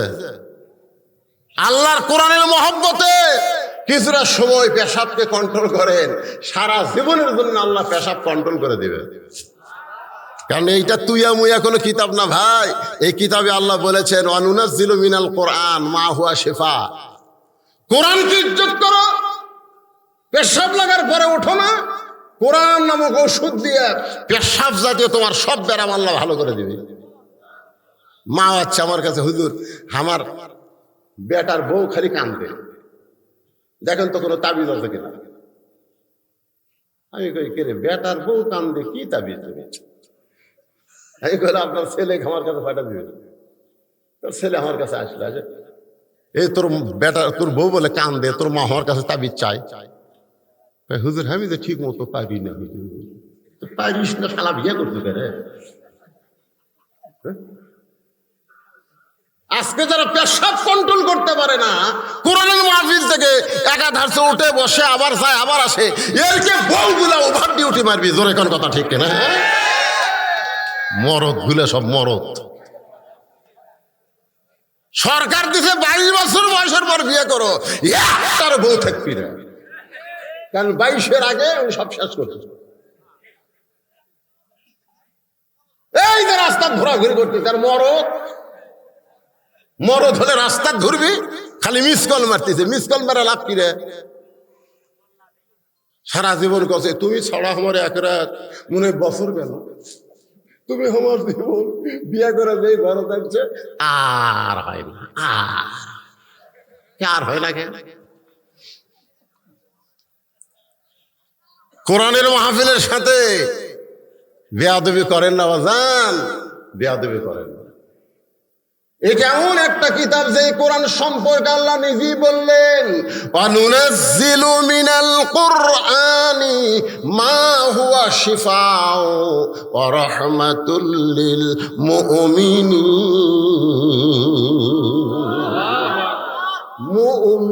মুমিনিন বলছে, যদি বলতো ও রাহমাতুল লিল আলামিন, আলামিন বলে নাই, মুমিনিন শুধুমাত্র আমাদেরকে লক্ষ্য করে আল্লাহ বলেছেন। যারা কোরআনের ওয়াজ শুনতেছে একটু মনোযোগ দিয়ে শোনো। ওসমান গনি চোখের পানি বের করে বলে, ইয়া রাসূলুল্লাহ, আমার ভাইটা 3 দিন হলে না খেয়ে আছে, এটা যদি আমি আগে জানতাম নিজে না খাইয়া আমার ভাইয়ের বাড়িতে খাবার পৌঁছাইতাম। অর্থমন্ত্রী বলতেছে নিজে না খাইয়া আমার ভাইয়ের বাড়িতে খাবার পৌঁছাইতাম। আজকে যদি এমন অর্থমন্ত্রী বাংলাদেশে থাকতো, হঠাৎ পেঁয়াজের দাম 130 টাকা হইতো না। বলে কোন কথা ঠিক কি না? আজকে এমন অর্থমন্ত্রী যদি 90% মুসলমানের দেশে থাকতো, তাহলে বাজার সিন্ডিকেটে ভরপুর হইতো না। আজকে গরিব মানুষরা বড় অসহায় হয়ে গেছে। এত বড় অসহায় গরিবরা, আমার এলাকার মানুষের মুখের দিকে তাকানো যায় না।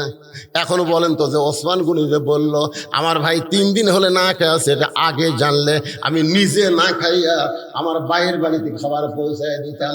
আপনি বলেন তো ওসমান গনি ঠিক কইছে না মিথ্যা কইছে? সবাই বলা রাখবে, ঠিক না মিথ্যা? কেমনে ঠিক? দেখেন একটা হাদিস শোনেন। নবীর কাছে এক সাহাবী এসে বলতেছে, ইয়া রাসূলুল্লাহ, হুজুর আমি ক্ষুধার জ্বালায় বড় কষ্টে আছি, বড় কষ্টে আছি। সঙ্গে সঙ্গে নবী এরকম জুব্বা তুললেন, আমার দিকে দেখেন, এরকম জুব্বা তুলছে। সাহাবী তাকায় দেখে নবী ক্ষুধার জ্বালায় পেটে পাথর বাঁধা বসা। সাহাবী কয়, কে রে, আমি তো আর কি ক্ষুধার্ত রে? নবী না আমার চাইতে বেশি ক্ষুধার্ত। হুজুর মাফ করেন, বুঝতে পারিনি হুজুর, আমি ক্ষুধা কিন্তু পেটত এখনো পাথর বান্ধিনি। আর আপনি পাথর বান্ধা বসে আছেন, আপনার কাছে চাওয়াটাই আমার ভুল হয়ে গেল। এই বলে যখন সাহাবী যাচ্ছে, নবী ডাক দিয়ে বললেন, তুমি জানো আল্লাহ কোরআনে বলেছে আম্মা সাইলা ফালা তানহার, সাইলকারীকে ফিরানো যাবে না, এটা তুমি জানো? বলে, হে জানি। তা আমার কাছে তুমি চাইছো, আর তোমাকে কিছু না দিয়ে আমি ফেরত দিব? সাহাবী বলে, হুজুর আপনি কি দিবেন, আপনি তো না খেয়ে আছেন। আল্লাহ নবী ডাক দিলেন, আলী। আলী হচ্ছে কি মন্ত্রী? খাদ্যমন্ত্রী। এখনই ভুলে গেলে হবি করে, ইসলামের গোড়া যদি ভুলে যান ইসলাম বুঝবেন কি? হযরত আলী হলেন শিক্ষামন্ত্রী। জোরে কান, কি মন্ত্রী? আলী। প্রেসিডেন্ট ডাকতেছে, লব্বাইক ইয়া রাসূলুল্লাহ। এই তোর এই ভাই আস 2-3 দিন না খেয়ে আসা। আলী বলতেছে, হুজুর কয়দিন ধরে খাইনি? 2 দিন। দেখেন আমি 3 দিন হলে খাইনি, আমার হাসান হোসাইন ক্ষুদার জালে কান দিচ্ছে, তা আমার ডাকা কাম হবে? রাসূল কয়, পাগলা, তো দেওয়ার জন্য ডাকিনি রে, তুই যে শিক্ষামন্ত্রী, এই জন্য তোকে অর্থমন্ত্রীর কাছে একটা চিঠি লেখার জন্য ডাকছি। শিক্ষামন্ত্রী চিঠি লিখবো অর্থমন্ত্রীর কাছে, চিঠির মধ্যে লেখো 2000 টাকা ওসমান গনি যেন গরিবকে দিয়ে দেয়, আর চিঠির নিচে আমার নামটা লেখা দিও। এখন আপনারা বলবেন, হুজুর নবী কি লিখতে পারে না? না, নবী লেখা পারদর্শী না। হযরত আলী চিঠি লিখলেন ওসমান গনির কাছে, নিচে লিখলেন আল্লাহর নবীর নাম। এবার গরিব সাহাবী খুশি হয়ে, কারণ চিঠির মধ্যে অঙ্ক দিছে 2000, 1 বছর আর অভাব থাকবে না। সেই সময়ে 2000। গরিব সাহাবী চিঠি নিয়ে ওসমান গনির দরবারে গেছে। ওসমান গনির দরবারে গিয়ে দেখে ওসমান গনি কেশিয়ারের সাথে ঝগড়া করতেছে। কেশিয়ার ফেরে 4 আনা কোথায় গেল? 4 আনা এই কি হিসাব করিস সারাদিন ধরে? 4 আনা হিসাব নাই জানিস? ওসমান গনি যখন 4 আনার জন্য কেশিয়ারে ধরছে, গরিব খালি চিঠির দিকে দেখে আর চিন্তা করে, কোটি 4 আনা আর কোটি 2000। নবীর কাছে গিয়া বলতেছি, ইয়া রাসূলুল্লাহ, হুজুর আপনি দিবার পারেননি, ভালো কথা, কিন্তু এমন এক কিরপরের কাছে আমারে পাঠাছেন যে 4 আনার জন্য কেশিয়ার ছাড়ে না, ওই 2000 টাকা আমাকে দিবে? আল্লাহ রাসূল বলে, তুমি চিঠি দেখাছ? আমি তো পরিবেশে ফেলাম না। আবার যাও। নবীর কথা মতো আবার গিয়া দেখে কেশিয়ারের কপাল ঘেমে ঘাম টপ টপ করে পড়তেছে। আর ওসমান গনি কিছুক্ষণ পরে বলতেছে, 4 আনার হিসাব দে। 4 আনার হিসাব না দিলে তো ছাড়বো না। 1 ঘন্টা হয়ে যায়, 1 ঘন্টা হয়ে যায় যে ওসমান 4 আনার জন্য কেশিয়ারকে ছাড়ে না। সে ওসমান কোনোদিন 2000 টাকা দান করবে না। আবার যদি নবীর কাছে যায়, নবী ধমক দিয়ে আবার পাঠায় দিবে। না খাইয়া বসে থাকা যায়, কিন্তু না খাইয়া ঘোরা যায়। না খাইয়া এক জায়গায় বসে থাকা যায়, কিন্তু ঘোরা। আমি দেখছি আমার গ্রামের এক ফকির একবারে ভিক্ষা নিয়ে 2 বাড়ি বাদ দিয়ে আবার 3য় বাড়ির দরজা। আমি বললাম, কে রে ভাই, মাঝখানে 2 বাড়ি বাদ দিলা কেন? হুজুর আপনি ভিক্ষা করেন, তখন বুঝবেন। তা আমি বললাম, ভিক্ষা করে বোঝা লাগবে কে রে? তুই বুঝা দিলি তো বুঝি। বলে, হুজুরে মাঝখানে 2 বাড়ি আমি তালাক দিছি। তালাক দিলি কেন? বলে, এর আগে কমপক্ষে 10 বার ভিক্ষা চাইছি, প্রত্যেক বাড়ি বলেছে মাফ করো। তো যারা ফকিরের কাছে মাফ চায়, এই শালাকের চাইতে বড় ফকির আর দুনিয়াতে নেই। এরকম আমি তালাক দিছি, হুজুর আমার সময়ের দাম নেই। আপনি কি মনে করছেন আমার সময়ের দাম নেই? যে বাড়ির ভিক্ষা নেই সেই বাড়ির ফকির নাই। গরিব সাহাবী চিন্তা করে, 2 বার গেলাম, 4 আনার হিসাব ছাড়ে না। আবার যদি যায়, নবী আবার পাঠায় দিবে। দরকার নাই, না খাইয়া বসে থাকা ভালো, কিন্তু ঘোরা ভালো না। সিটি পকেটের মধ্যে রাইখা, সিটি পকেটের মধ্যে রাইখা গরিব সাহাবী যখন গোপন রাস্তা দিয়ে পলাবার যায়, এমন সময় দেখে রাস্তার মাথায় হযরত আলী দাঁড়ায় আছে। শিক্ষামন্ত্রী হযরত আলী রাস্তার মাথায় এভাবে জোড়হাত করে বলতেছে, ভাইজান তোমার যে চিঠি লিখে দিলাম, তার বিনিময় হিসাবে 2টা টাকা কি আমার দেওয়া যায় না? তোমার কাছে ভিক্ষা চাচ্ছি না, দান চাচ্ছি না। আমি শিক্ষামন্ত্রী হয়ে যে তোমার চিঠি লিখে দিলাম, এর বিনিময় কি 2টা দিরহাম আমাকে দিবা না? আমার হাসান হোসাইন বড় না খেয়ে কাঁদতেছে। ভাই রে, 2টা টাকা দাও। এই 2 টাকার বিনিময়ে হাসান হোসাইনকে আমি একটু খাওয়াবার চাই। গরিব কান্দে। আলী বলে, কান্দো কেন? বলে, আপনি শিক্ষামন্ত্রী হয়ে আপনার সন্তানরা না খেয়ে আছে, কিন্তু আপনি দেখেন এই চিঠিখানা আমার পকেটের মধ্যে, এখন পর্যন্ত এই চিঠি ওসমানের কাছে আমি দিবার পারি নাই। আলী বলতেছে, কারণ কি? বলে, 2 বার গেছি, কেশিয়ারের সঙ্গে ঝগড়া করতেছে 4 আনার হিসাব দিয়ে। যেই বেটা 4 আনার হিসাব ছাড়ে না, সেই বেটা কোনোদিন গরিবকে 2000 টাকা দেবে না। আলী ধমক দিয়ে বলে, পাগল, এই চিঠি আল্লাহর রাসূল লিখেছে। আলী লিখেছে তা কিন্তু না, কারণ নবী যা কিছু করে নিজেই করে না, নবী করে আমার আল্লাহর ইশারা। মায়ান্তিকু পড়েন, মায়ান্তিকু আনিল হাওয়া ইন হুয়া ইল্লা ওয়াহয়ুন ইউহা। যা, আবার যা। আলীর ধমকে গেছে, যা দেখে ওসমান গনি আর কেশিয়ার 2 জন আল্লাহর শুকরিয়া আদায় করতেছে। আলহামদুলিল্লাহ, আলহামদুলিল্লাহ, 4 আনার হিসাব মিলে গেছে। ধরে কোন সুবহানাল্লাহ। আপনাদের মনে হচ্ছে, হুজুর 4 আনা কোনো পয়সা হলো? 4 আনাও গরিবদের, ধনীদের কাছে পয়সা।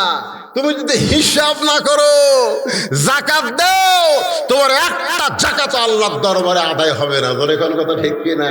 পাই পাই পাই পাই হিসাব করা লাগবে।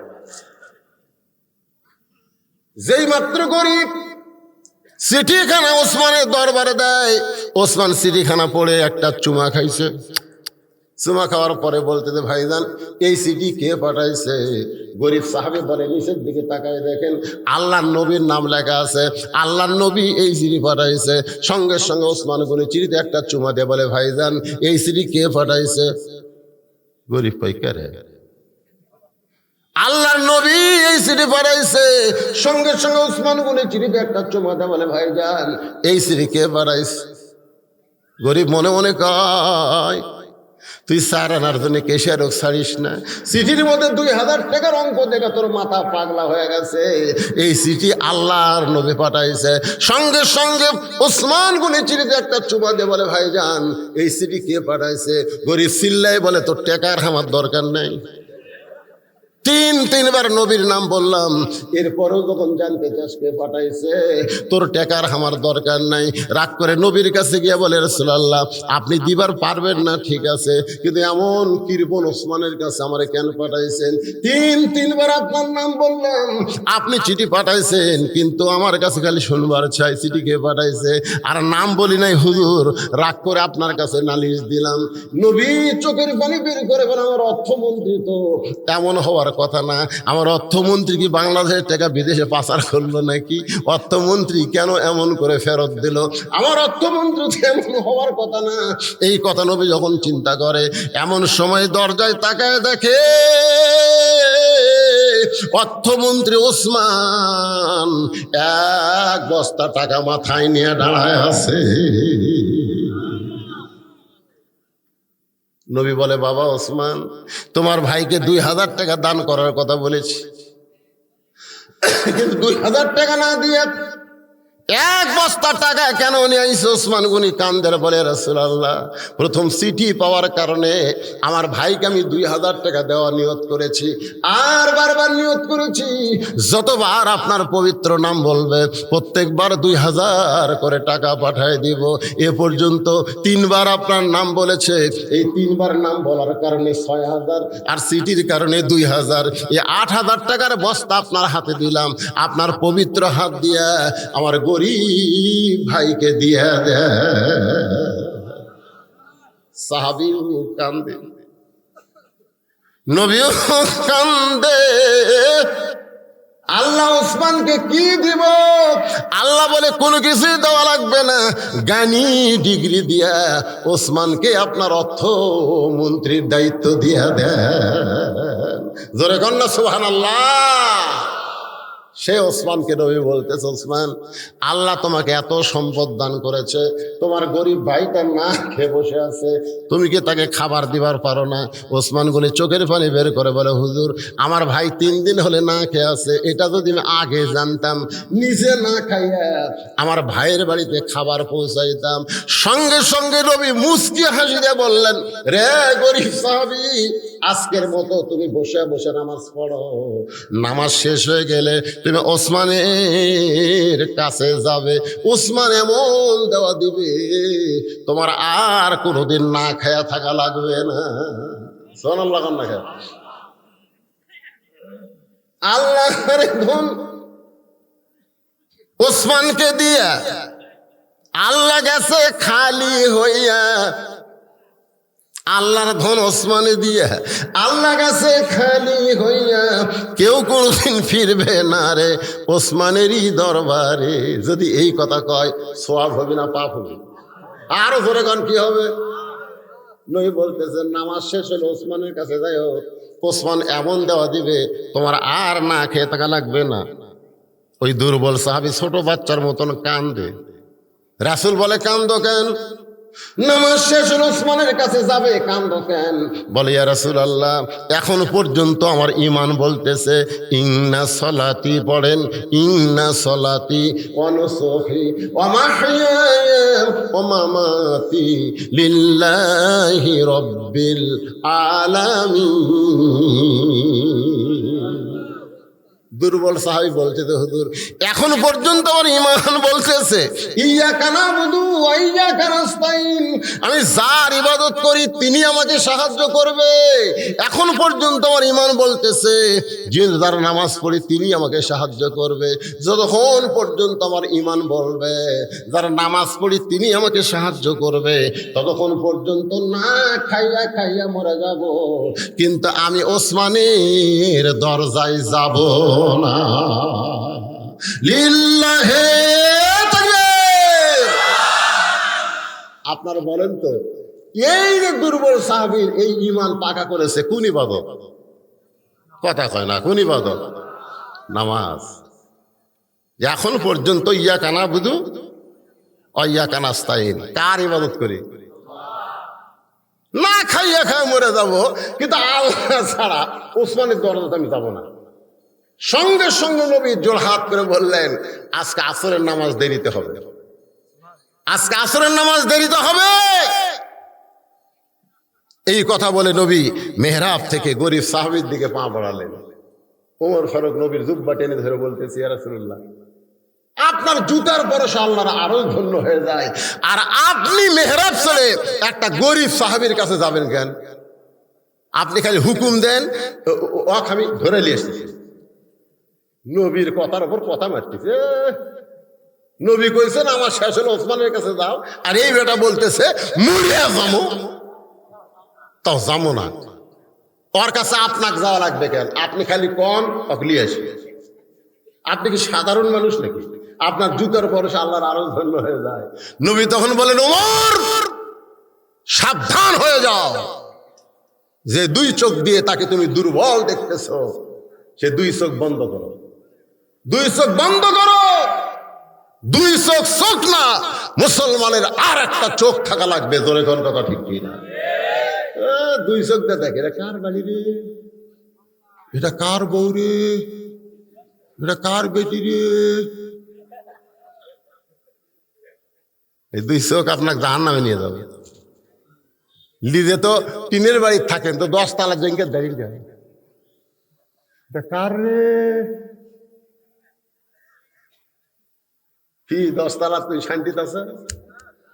আপনি টিনের বাড়ি ঘুম পাড়েন, আপনি অশান্তিতে আছে?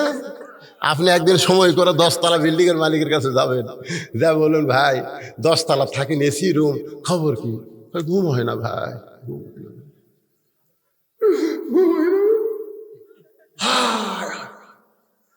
ঘুম হয় না কেন? ওই বেটি একটা ভেনালার সাথে প্রেম করতেছে, বেটা আমার হিরোইন খাইবে, আমার বউ মাঝে মধ্যে ওভার ডিউটি করে, 3 আলা বাড়ি করতে গেলে মরত আমি বেটার দিকে তাকালি বেটা বসে, বেটির দিকে তাকালি বেটি ঘরের মধ্যে যায়, আর বউ আমি যা কই দেয়। আর 10 তলা থাকা লাভ কি?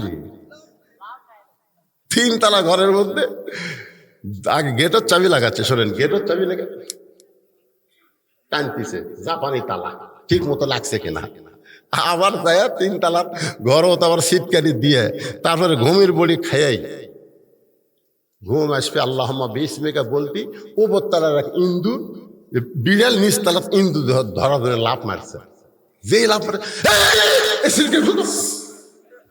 কি হয়েছে? চোরাইছে রে, চোরাইছে রে, চোরাইছে। নিচে তাকা দেখে বিলে ইন্দুর খাচ্ছে। হায় রে, ঘুম নাই রে, মন খারাপ করা গেটের কাছে যায়, দেখে এক ভুটভুটি আলা তেল ফুরে গেছে। ওই ধনী মানুষের গেটে ওই ভুটভুটি থুয়া, কয়েল টয়েল কিছু নেই,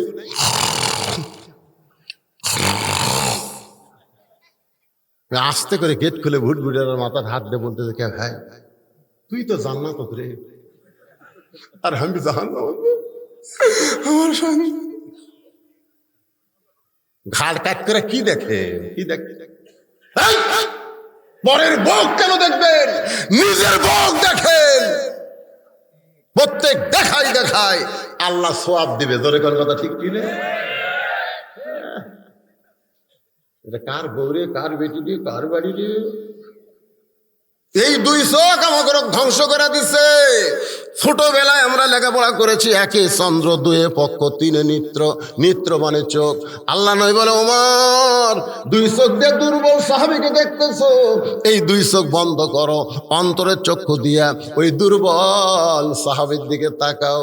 সঙ্গে সঙ্গে হযরত ওমর দুই চোখ বন্ধ করে অন্তরের চক্ষু দিয়ে যখন তাকায়, আইন মন্ত্রী হযরত ওমর থরথর করে কাঁপতে কাঁপতে মসজিদ নববীর মধ্যে পড়ে যায়। সাহাবেরা বললেন, ইয়া রাসূলুল্লাহ, ওমর ফারুক পড়ে গেল, তার মাথাত কি আমরা পানি দেব? আল্লাহ রাসূল বললেন, কোনো পানি দিও না, ও এক সময় হুঁশ ফিরে পাবে। চোখ বন্ধ করলে কি দেখলো আমরা সবাই ওমরের কাছে শুনতে চাই। সুবহানাল্লাহ। আল্লাহ রাসূল বলছেন, চোখ বন্ধ করো, দেখো যার কাছে আমি যাচ্ছি, তুমি আমার জুব্বা টানা ধরছো, তাকায় দেখো। ওমর ফারুক চোখ বন্ধ করে দেখে থর থর করে কাঁপতে কাঁপতে পড়ে গেছে। সাহাবীরা বলে, হুজুর ওমরের মাথার কি পানি দিব? রাসূল বলে, পানি দিও না, ও এক সময় হুঁশ ফিরে পাবে, ওর কাছে আমরা জানতে চাই চোখ বন্ধ করে দেখলো কি, যেটা দেখার পরে আর স্থির থাকতে পারলো না। সাহাবেরা বললেন, হুজুর তাহলে উমরের হুঁশ ফিরে আসুক, আমরা শুনবার চাই। উমর ফারুক কি দেখলেন? আজকে বাংলার মুসলমান, আমাদের সেই দেখার দরকার আছে না নাই? কারা কারা দেখবেন আল্লাহকে একটু হাত দেখান তো দেখি। লিল্লাহে তাকবীর। ও যে সবুজ, ওই যে সবুজ দেখেন, হাত তুললে খাড়াই আছে, এরা হাত তুললে কি হয়? ওই কি অন্য জাতের নাকি রে? আচ্ছা ঠিক আছে ঠিক আছে, ওই বলে গুল খাই, গুলি খাই। কি ভাই মন খারাপ করতেছেন? উমরের মতো আইন মন্ত্রী রে, যে আইন মন্ত্রী কেমন মসজিদ নববীতে একদিন খুতবা দিচ্ছে। শোনেন সামান্য একটা হিস্ট্রি। কয়টা বাজলো? বিরক্ত হচ্ছেন নাকি আপনারা? না আসলে আপনাদের বসাটা আমার খুব ভালো লাগতেছে। মসজিদকে কেন্দ্র করে, মসজিদকে সামনে নিয়েই কিন্তু কথা বলতেছি, জোরে কোন কথা ঠিক কিনা? তো এখন মসজিদের মেম্বারে দাঁড়িয়ে হযরত ওমর খুতবা দিচ্ছে, জোরে কোন কি দিচ্ছে? আমি কার কথা বলতেছি? আইন মন্ত্রী। জোরে কোন কি মন্ত্রী? মাঝখান থেকে এক সাহাবী দাঁড়িয়ে বলতেছে, ইয়া আমিরুল মুমিনিন। তখন তিনি মদিনার খলিফা। শুধু মদিনার খলিফা নয়, বাংলাদেশের মতন ৯৬টা দেশের খলিফা। এক সময় রাসূলের আইন মন্ত্রী, এখন হয়ে গেছে অর্ধ পৃথিবীর খলিফা। আইন মন্ত্রী কাক পায়? ভিতরে আইনটা কি সেটা বলার জন্য। হুজুর আপনার খুতবা আমরা শুনবো না। ওমর ফারুক বললেন, আমার দোষ কি? বলে, দোষ হলো আমাদেরকে খাটো পাঞ্জাবি দিয়ে আপনি লম্বা জুব্বা পরে খুতবা পড়েন। যতক্ষণ পর্যন্ত লম্বা জুব্বার কাহিনী না বলবেন আমরা খুতবা শুনবো না। ওটা কি এমপি?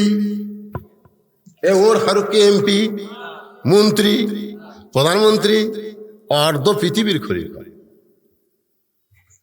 ওমরের চোখটা দর দর করে পানি পড়তেছে। এমন সময় আব্দুল্লাহ ইবনে ওমর বাবার পাশে দাঁড়ায় বলতেছে, রে নবীর সাহাবীরা, খাটো পাঞ্জাবি হলেও তো তোমরা নতুন কাপড় পরেছ, আমার দিকে তাকায় দেখো, আমার পরনে নতুন কোনো কাপড় নাই। সমস্ত সাহাবী আব্দুল্লাহ, আজকে জুমার দিনে নতুন কাপড় না পরে তুমি পুরাতন কাপড় পরলা কেন? আব্দুল্লাহ বলতেছে, এই ব্যক্তির লম্বা জুব্বা বানানোর কারণে আমার নতুন কাপড় পরা হইল না। আমার কাপড়টা আমার বাবাকে গভীর রাত্রে দান করেছি, বাবা তার কাপড় আমার কাপড় একত্র করে আজকে লম্বা জুব্বা পরে খুতবা দেয়। এখন বলো বাবার খুতবা শোনা যাবে কিনা?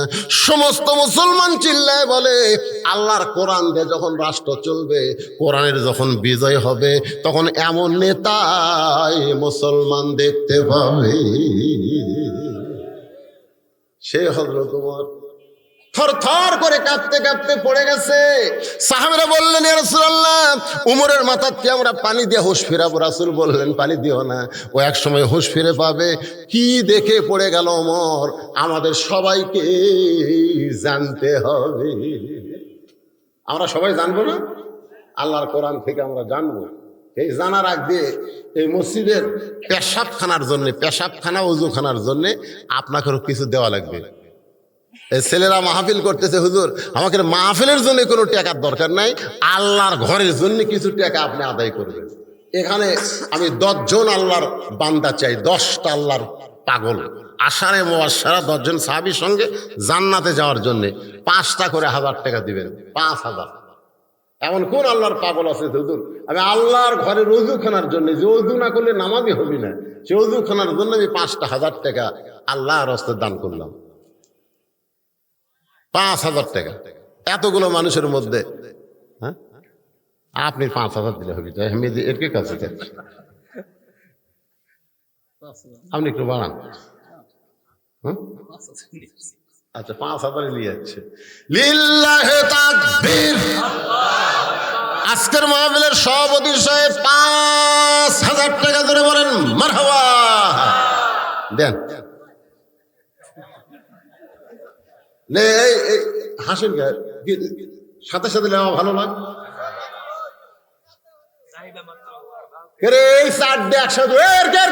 কি হয় রে, আশ্চর্য ধরনের কথা। মাশাআল্লাহ, আমি চাইব মাত্র 5000 টাকা নগদে করছে দান। আমরা দোয়া করে দেব আজকের মাহফিলের সম্মানিত সভাপতি আলহাজ মোহাম্মদ মোবারক আলী আমার ভাইকে। এক ভাই আমরা আরাফাতের হাজি, একসঙ্গেই যেন আল্লাহ আমাদেরকে জান্নাত দেয়। ধরে কোন আমি বাপ মা বাসে আছেন, আমার কাছে মা আছে, আমারও মা আছে। বাবার মতন আপন বন্ধু নাই রে দুনিয়ায়, নিজে না খাইয়া বাবা সন্তানকে খাওয়ায়। বাবার মতন আপন বন্ধু নাই রে দুনিয়ায়। আমি দোয়া করে দেই আমার ভাইজানের বাবাকে আল্লাহ জান্নাতি কবর কবুল করুক। জোরে কোন আমিন। আপনি কিছু কম, আপনিও 1000 কম দেন, সভাপতি 5 দিন, আপনি 4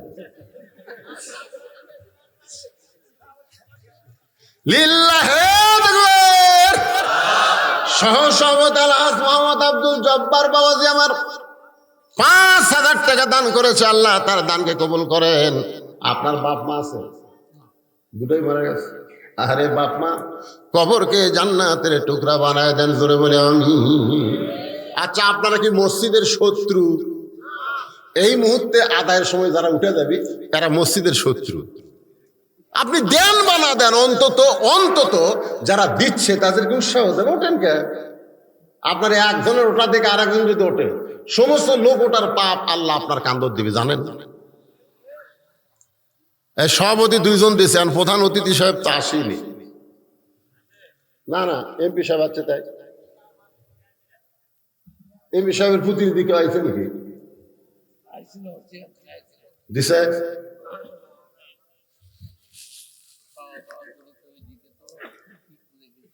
এই যুবকেরা, যারা মাহফিল করতেছো তোমরা কোথায় বাবা? এখানে যুবকেরা আছে না? সব কোন গেছে?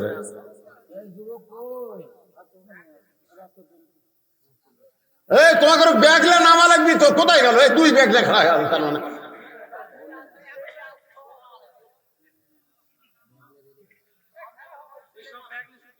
কোটি কোটি ব্যাগলা কোটি। এ ভাই ব্যাগ লিয়ে, মাশাআল্লাহ, এই ব্যাগ নিয়ে আপনাদের কাছে যাচ্ছে আল্লাহর ঘরের ওযুখানার জন্য। আপনারা সবাই দান করবেন, রাজি আছেন?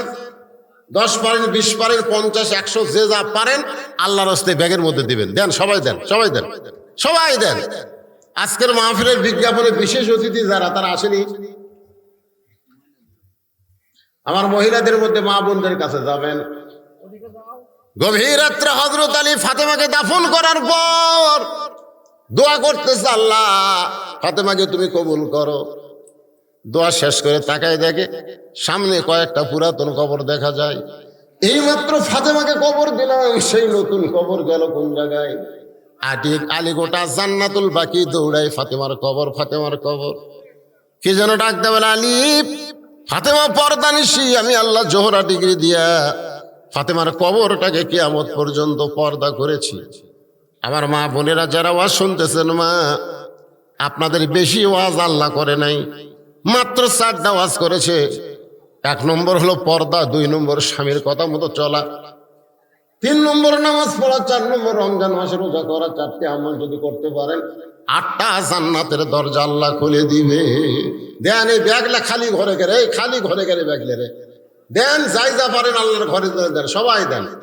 দানকারী গো পিতা মাতা, সুখে রাখো কবরে, নূরের টুপি পরাইয়া উঠাবেন রোজ হাসরে।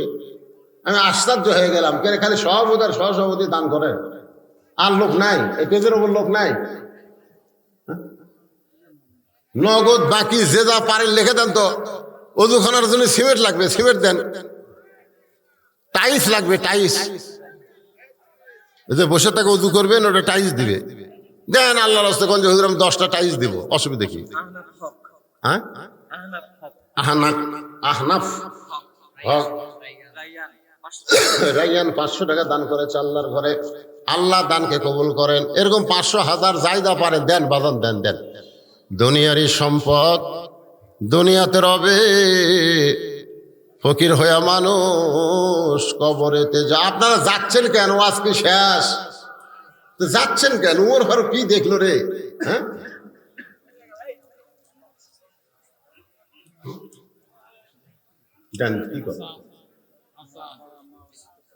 আব্বা আম্মা অসুস্থ, সুস্থতার জন্য আল্লাহর ঘরে 500 টাকা দান করেছে। আল্লাহ বাপ মাকে পুরোপুরি সুস্থতা দান করেন, আল্লাহুম্মা আমিন।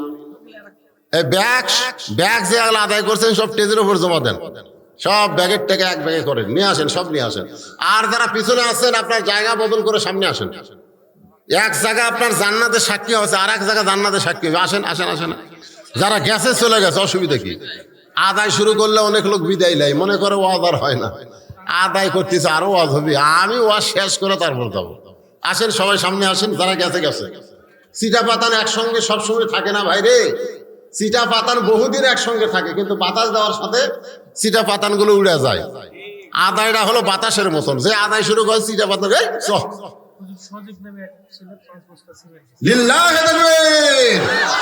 সজীব নামে আল্লাহ তোমার একজন বান্দা 5 বস্তা সিমেন্ট আল্লাহর ঘরে করছে দান। আল্লাহ সজীবের দানকে আল্লাহ আপনি কবুল করেন। আল্লাহ দেখবে জিজ্ঞাসা করা, আল্লাহুম্মা আমিন। বাপজান কি দিলেন? 200 টাকা। জি, তোমার এক বান্দা 200 টাকা নগদ করছে দান। আল্লাহ দানকে কবুল করে জান্নাত ঘরের মালিক বানায় দেন, আল্লাহুম্মা আমিন। জায়েদ মিয়া বাপ মার জন্য 1 বস্তা সিমেন্ট করবে দান। আল্লাহ বাপ মার কবর জান্নাতের টুকরা বানায় দেন, আল্লাহুম্মা আমিন।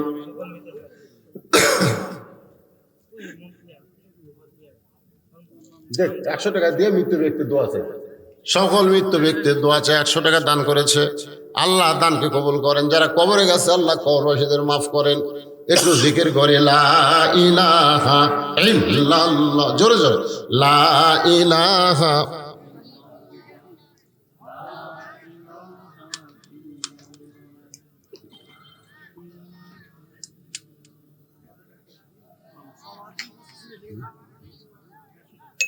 লা ইলাহা ইল্লাল্লাহ।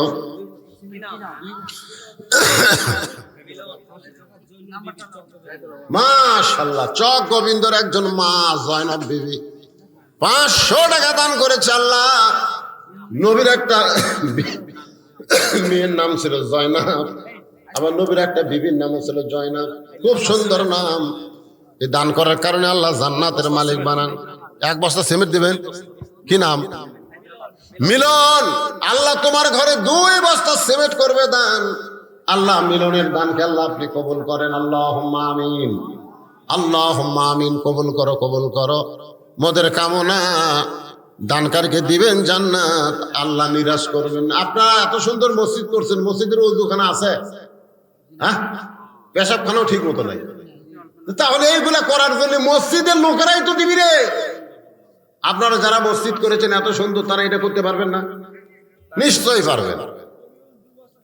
এই যে এরকম দেন। রবিউল ইসলাম 2 বস্তা সিমেন্ট করবে দান। আল্লাহ রবিউলের দানকে আল্লাহ আপনি কবুল করেন। আল্লাহ নেক নিয়ত নেক আশা পুরা করেন, আল্লাহুম্মা আমিন। কিছুক্ষণ পরে হুজুর উমরের হুঁশ ফিরে গেছে, নিজে নিজে হুঁশ ফিরে গেছে। সুবহানাল্লাহ। সাহাবীরা সবাই অপেক্ষা করতেছে উমর কি বলে।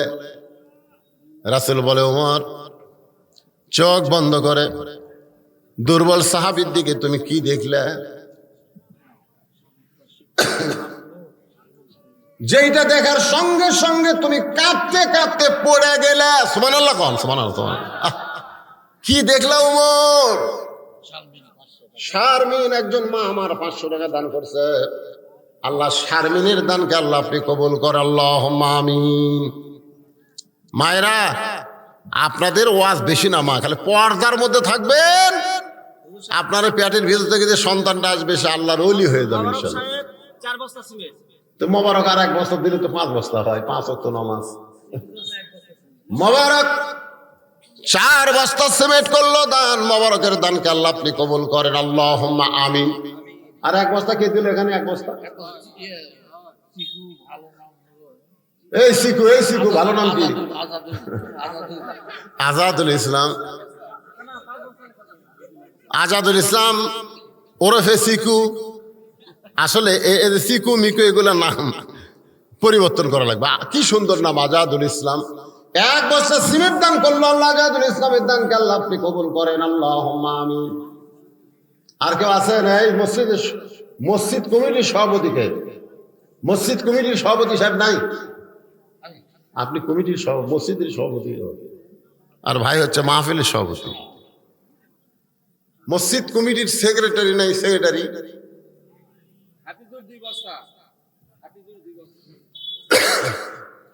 হাফিজুল ইসলাম 2 বস্তা সিমেন্ট দান করবে। আল্লাহ হাফিজুলের দানকে কবুল করেন। আচ্ছা, এই সিমেন্ট গুলো আপনারা যে লাগাবেন কি দিয়ে? বালু লাগবে না? বালু লাগবে? ফ্রি দিবি? বালু বলে ফ্রি পাওয়া যায়? আপনি দিবেন 1 টলি? মাশাআল্লাহ। এই যে বালুর একটা কিছু করা লাগবে না? নাম কি? মামুন চক দৌলত। 1 গাড়ি মানে ভ্যান গাড়ি ও টলি, 1 টলি বালু করবে দান। আল্লাহ তার দানকে কবুল করে, আল্লাহুম্মা আমিন। আচ্ছা, এই সিমেন্ট যে লাগাবেন টাইলস লাগবে না? হ্যাঁ, আপনাদের মধ্যে এমন কোন আল্লাহর বান্দা আছে? হুজুর, আল্লাহর বান্দা মুসল্লিরা বসে ওযু করবে, সেই জায়গায় আমি একটা টাইলস লাগাই দেব, এরকম এমন কোন পাগল নাই? একটা টাইলস দিবা?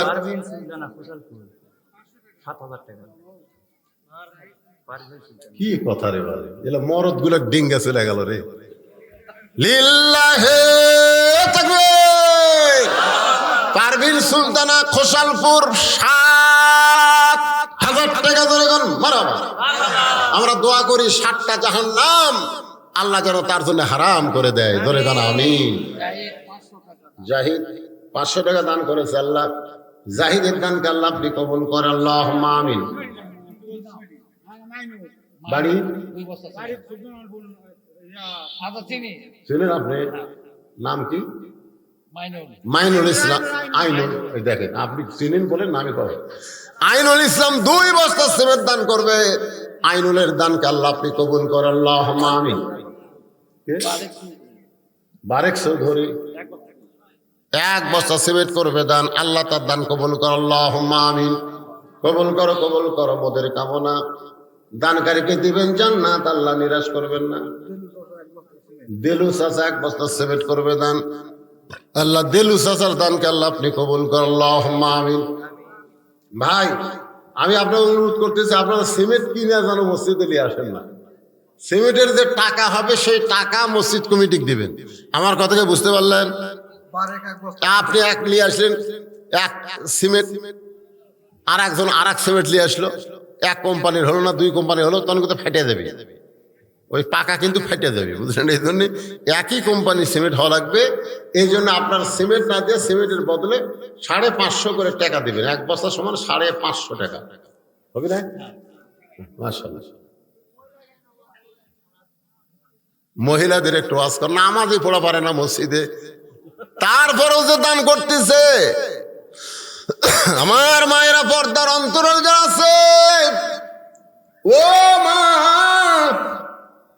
আপনাদের জান্নাতি নারীদের নেত্রী হবে ফাতেমা।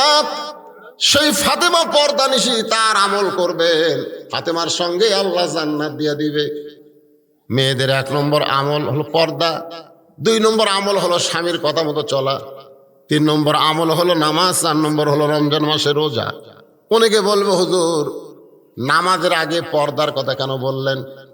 আসলে পর্দা যদি না থাকে একটা মেয়ের নামাজ হবে না। নামাজ পড়তে গেলে ঘরের মধ্যে যেমন পর্দা করে বাহিরেও তেমন পর্দা করা লাগবে। কি? চক গোলাম জাহাঙ্গীর 2 বস্তা সিমেন্ট করবে দান। আল্লাহ দানকে কবুল করেন। উমর ফারুক বললেন, রে নবীর সাহাবীরা শোনো, আল্লাহ নবীকে সামনে, এই কথাটা গুরুত্বপূর্ণ, শেষ কথা শোনো, আল্লাহ নবীকে সামনে নিয়ে বলতেছি, আমি এই 2 চোখ দিয়ে শুধু দুর্বল সাহাবীকে দেখছিলাম যে 3 দিন না খাওয়ার কারণে দাঁড়াবার পারে নাই। ও যখন বলতেছে এখন পর্যন্ত আমার ঈমান বলতেছে আল্লাহ আমাকে সাহায্য করবে, দরকার হলে না খেয়ে খেয়ে মারা যাব, কিন্তু আমার আল্লাহ ছাড়া ওসমানের কাছে যাব না। এই কথাটা আমার কাছে খারাপ লাগছে, কারণ নবী বলতেছে ওসমানের কাছে যাও, আর ওই বেটা বলতেছে আমি যাব না। তাহলে নবীর কথার সাথে সাহাবীর কথার মিল পড়লো না। কথাটা কি বুঝলেন? এই জন্য আমি উমর গরম হয়ে গেছি। কিন্তু চোখ বন্ধ করে তাকায় দেখি ওই দুর্বল সাহাবীর কলিজার ঈমান এত পাওয়ার, ঈমানের এত পাওয়ার, যেমন ফিলিস্তিনের মুসলমানের ঈমানের পাওয়ার কম না বেশি? জোরে খান। আপেল খায় না, কমলা খায় না, এগুলা ফল খায় না। এখন আল্লাহ তাআলা ফিলিস্তিনকে বিজয় দিবে, দেখবেন অল্প দিনের মধ্যে দেখা যাবে ইসরায়েল ন্যাজ গুটায় ফিলিস্তিন থেকে পালায় যাবে।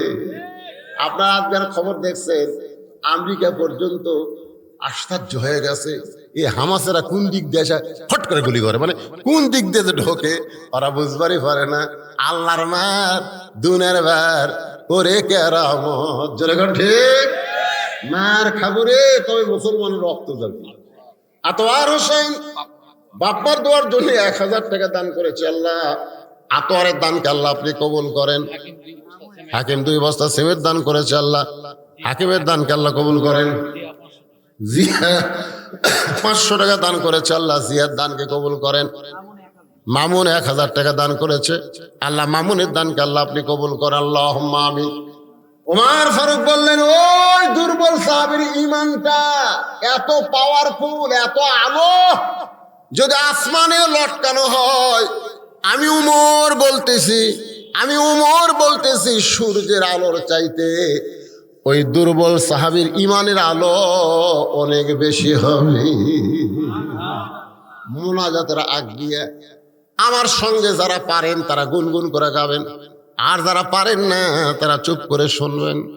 ঈমানের দাবি যদি কুরবানি হয়, সেই দাবি ঘরে বসে থাকা না।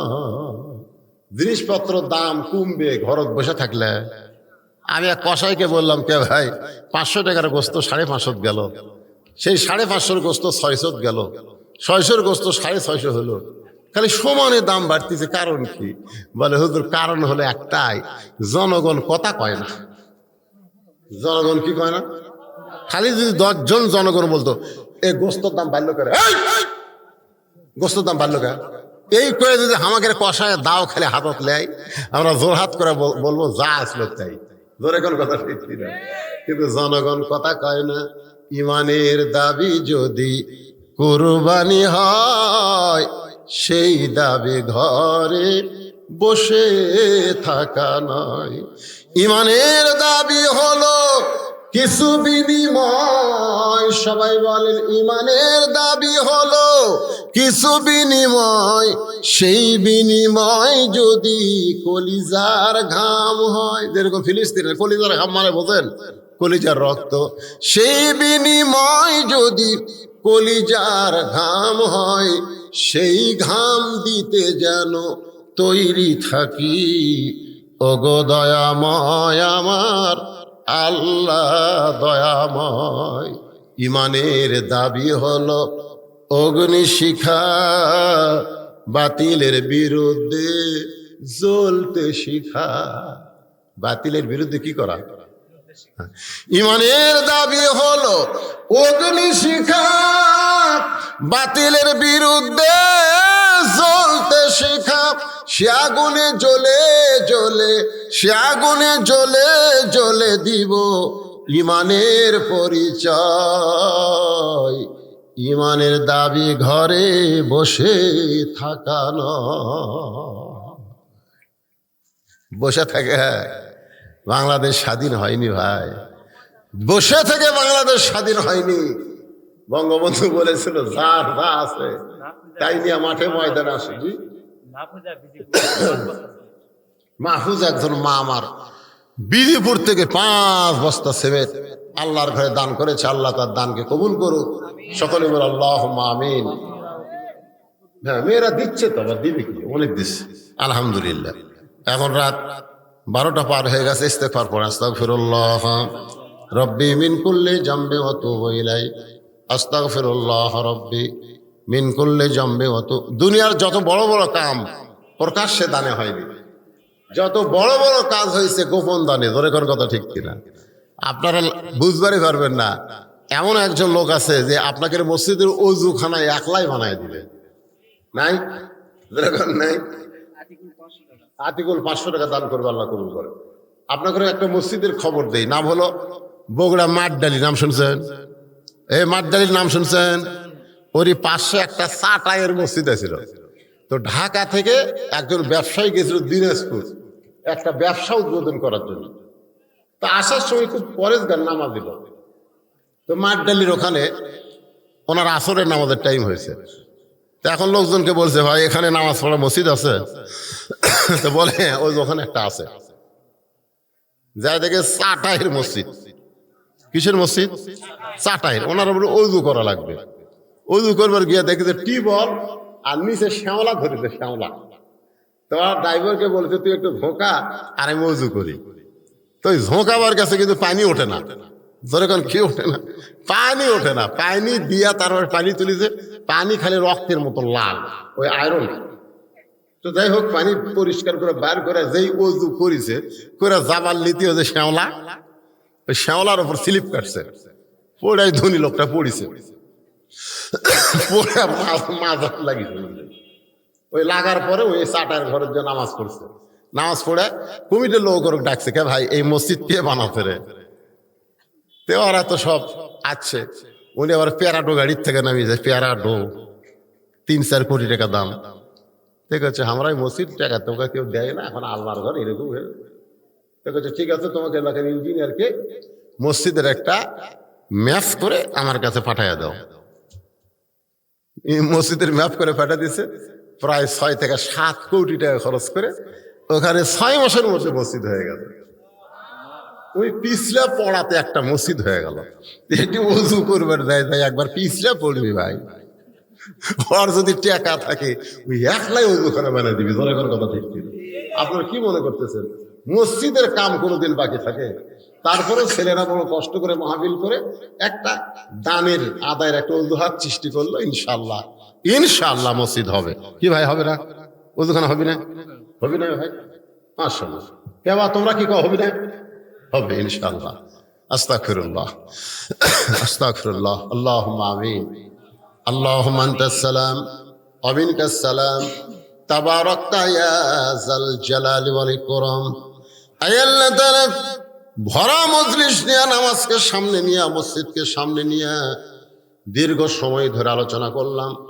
আল্লাহ মেহেরবানি করে এই খোসালপুর জামে মসজিদকে কিয়ামত পর্যন্ত তুমি কবুল করে নাও। যেখানে যুবকেরা গান বাজনা করত, আয় আল্লাহ তাআলা সেই গান বাজনাকে বাদ দিয়া সোনার যুবকেরা কোরআনের মাহফিল করেছে। এই যুবকদের জন্য প্রাণ খুলে আমরা দোয়া করি, আল্লাহ এদেরকে 5 ওয়াক্ত নামাজি হিসাবে কবুল করে না। একজন আমাকে বলল, হুজুর আমরা যে যুবকগুলো মিলে মাহফিল করতেছি সকলের মুখে আমরা নবীর সুন্নত দাঁড়িয়ে রেখেছি। কলিজা ভরে গেল। যেই যুবকেরা নবীর সুন্নত দাঁড়িয়ে মুখে রাখছে এরাই তো আল্লাহ তোমার ইসলামের জন্য, তোমার নবীর সুন্নতের জন্য, 5 ওয়াক্ত নামাজের জন্য আল্লাহ তুমি এদেরকে কবুল করে নাও। আল্লাহ এই যুবকগুলো প্রত্যেক বছর যেন কোরআনের মাহফিল করতে পারে এমন ইমানেই শক্তি দান করে দাও। আল্লাহ এরা মাহফিল করবে, কোনো মুরব্বী যেন এদের মাহফিলে প্রতিবন্ধকতা সৃষ্টি না করে। আল্লাহ মুরব্বীদের সেই ইমান দাও। মুরব্বীদের আমি বলবো, যদি আপনার আপত্তি করেন তাহলে এরা তো গান বাজনা করবে, তাই এদেরকে সর্বাত্মক সহযোগিতা করবেন, এরা যেন কোরআনের বাগান লাগাতে পারে। আল্লাহ আল্লাহ যুবকদের জন্য দোয়া করি মাবুদ, এদেরকে তুমি ইমান ইসলামের জন্য কবুল করে নাও। আল্লাহ আল্লাহ এই যুবকের মধ্যে কেউ যদি অসুস্থ থাকে সুস্থ করে দাও। আল্লাহ অভাব থাকলে মোচন করে দাও। যারা ব্যবসা করে ব্যবসায় বরকত দাও। যারা চাকরি করে চাকরির মধ্যে রহমত করো। যারা শ্রমিক মাঠে মজুরি কাজ করে আল্লাহ দেহেরটা সুস্থতা শক্তি দান করে দাও। আল্লাহ পর্দার অন্তরালের মা বোনেরা আবিদা সালিহা পর্দা নিজে কবুল করে মা ফাতেমার চরিত্র দান করে দাও। মাবুদ আমরা যারা হাত তুলেছি, আমাদের জনম দখনি মা বাবা যাদের কবরে চলে গেছে, আল্লাহ মেহেরবানি করে মা বাবার কবরকে জান্নাতের টুকরা বানিয়ে দাও। আজকের মাহফিলের সম্মানিত সভাপতি সহ সভাপতিকে আল্লাহ তুমি কবুল করো। প্রধান অতিথি বিশেষ অতিথিদের আল্লাহ তুমি কবুল করো। আল্লাহ তাআলা যারা মসজিদকে মহব্বত করে নগদে বাকিতে দান করেছে, আল্লাহ সকলের দানগুলোকে জান্নাতের বিনিময় হিসাবে কবুল করে নাও। সুবহান রাব্বিকা রাব্বিল ইজ্জাতি আম্মা ইয়াসিফুন। আল্লাহ ওয়াস্ত করলাম, আবার দোয়া করি আল্লাহ তুমি আবাবিলকে দিয়া কাবা ঘর হেফাজত করেছ। আল্লাহ আজকে বাইতুল মুকাদ্দাস তোমার ঘর, ইহুদেরা জুতা পায়ে দৌড়াদৌড়ি করতেছে, মুসলমানের রক্ত ঝরতেছে। আল্লাহ আল্লাহ আর কত দেখবে মুসলমানের রক্ত, শিশু বাচ্চাদের রক্ত। আল্লাহ এ পর্যন্ত প্রায় নিরীহ 10,000 ফিলিস্তিনকে ওরা হত্যা করেছে। আল্লাহ আল্লাহ তুমি রহম করো। আল্লাহ আল্লাহ ফিলিস্তিনকে তুমি বিজয় দাও। ফিলিস্তিনরা তো নিজের জন্য যুদ্ধ করে না, দেশের জন্য করে না, তোমার ঘরের জন্য এরা যুদ্ধ করতেছে।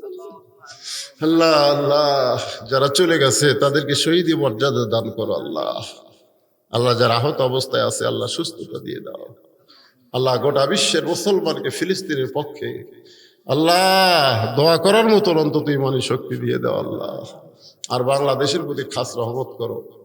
মহাদেবপুর উপজেলা খাস করে খোসালপুর এলাকায় রহমত বরকতের দরজা খুলে দাও। আল্লাহ সুবহান রাব্বিকা রাব্বিল ইজ্জাতি আম্মা ইয়াসিফুন ওয়া সালামুন আলাল মুরসালিন walhamdulillahi rabbil alamin wajal akhira kalimatun indal maut la ilaha illallah muhammadur rasulullah sallallahu alaihi wasallam. Assalamu alaikum wa rahmatullahi wa barakatuh.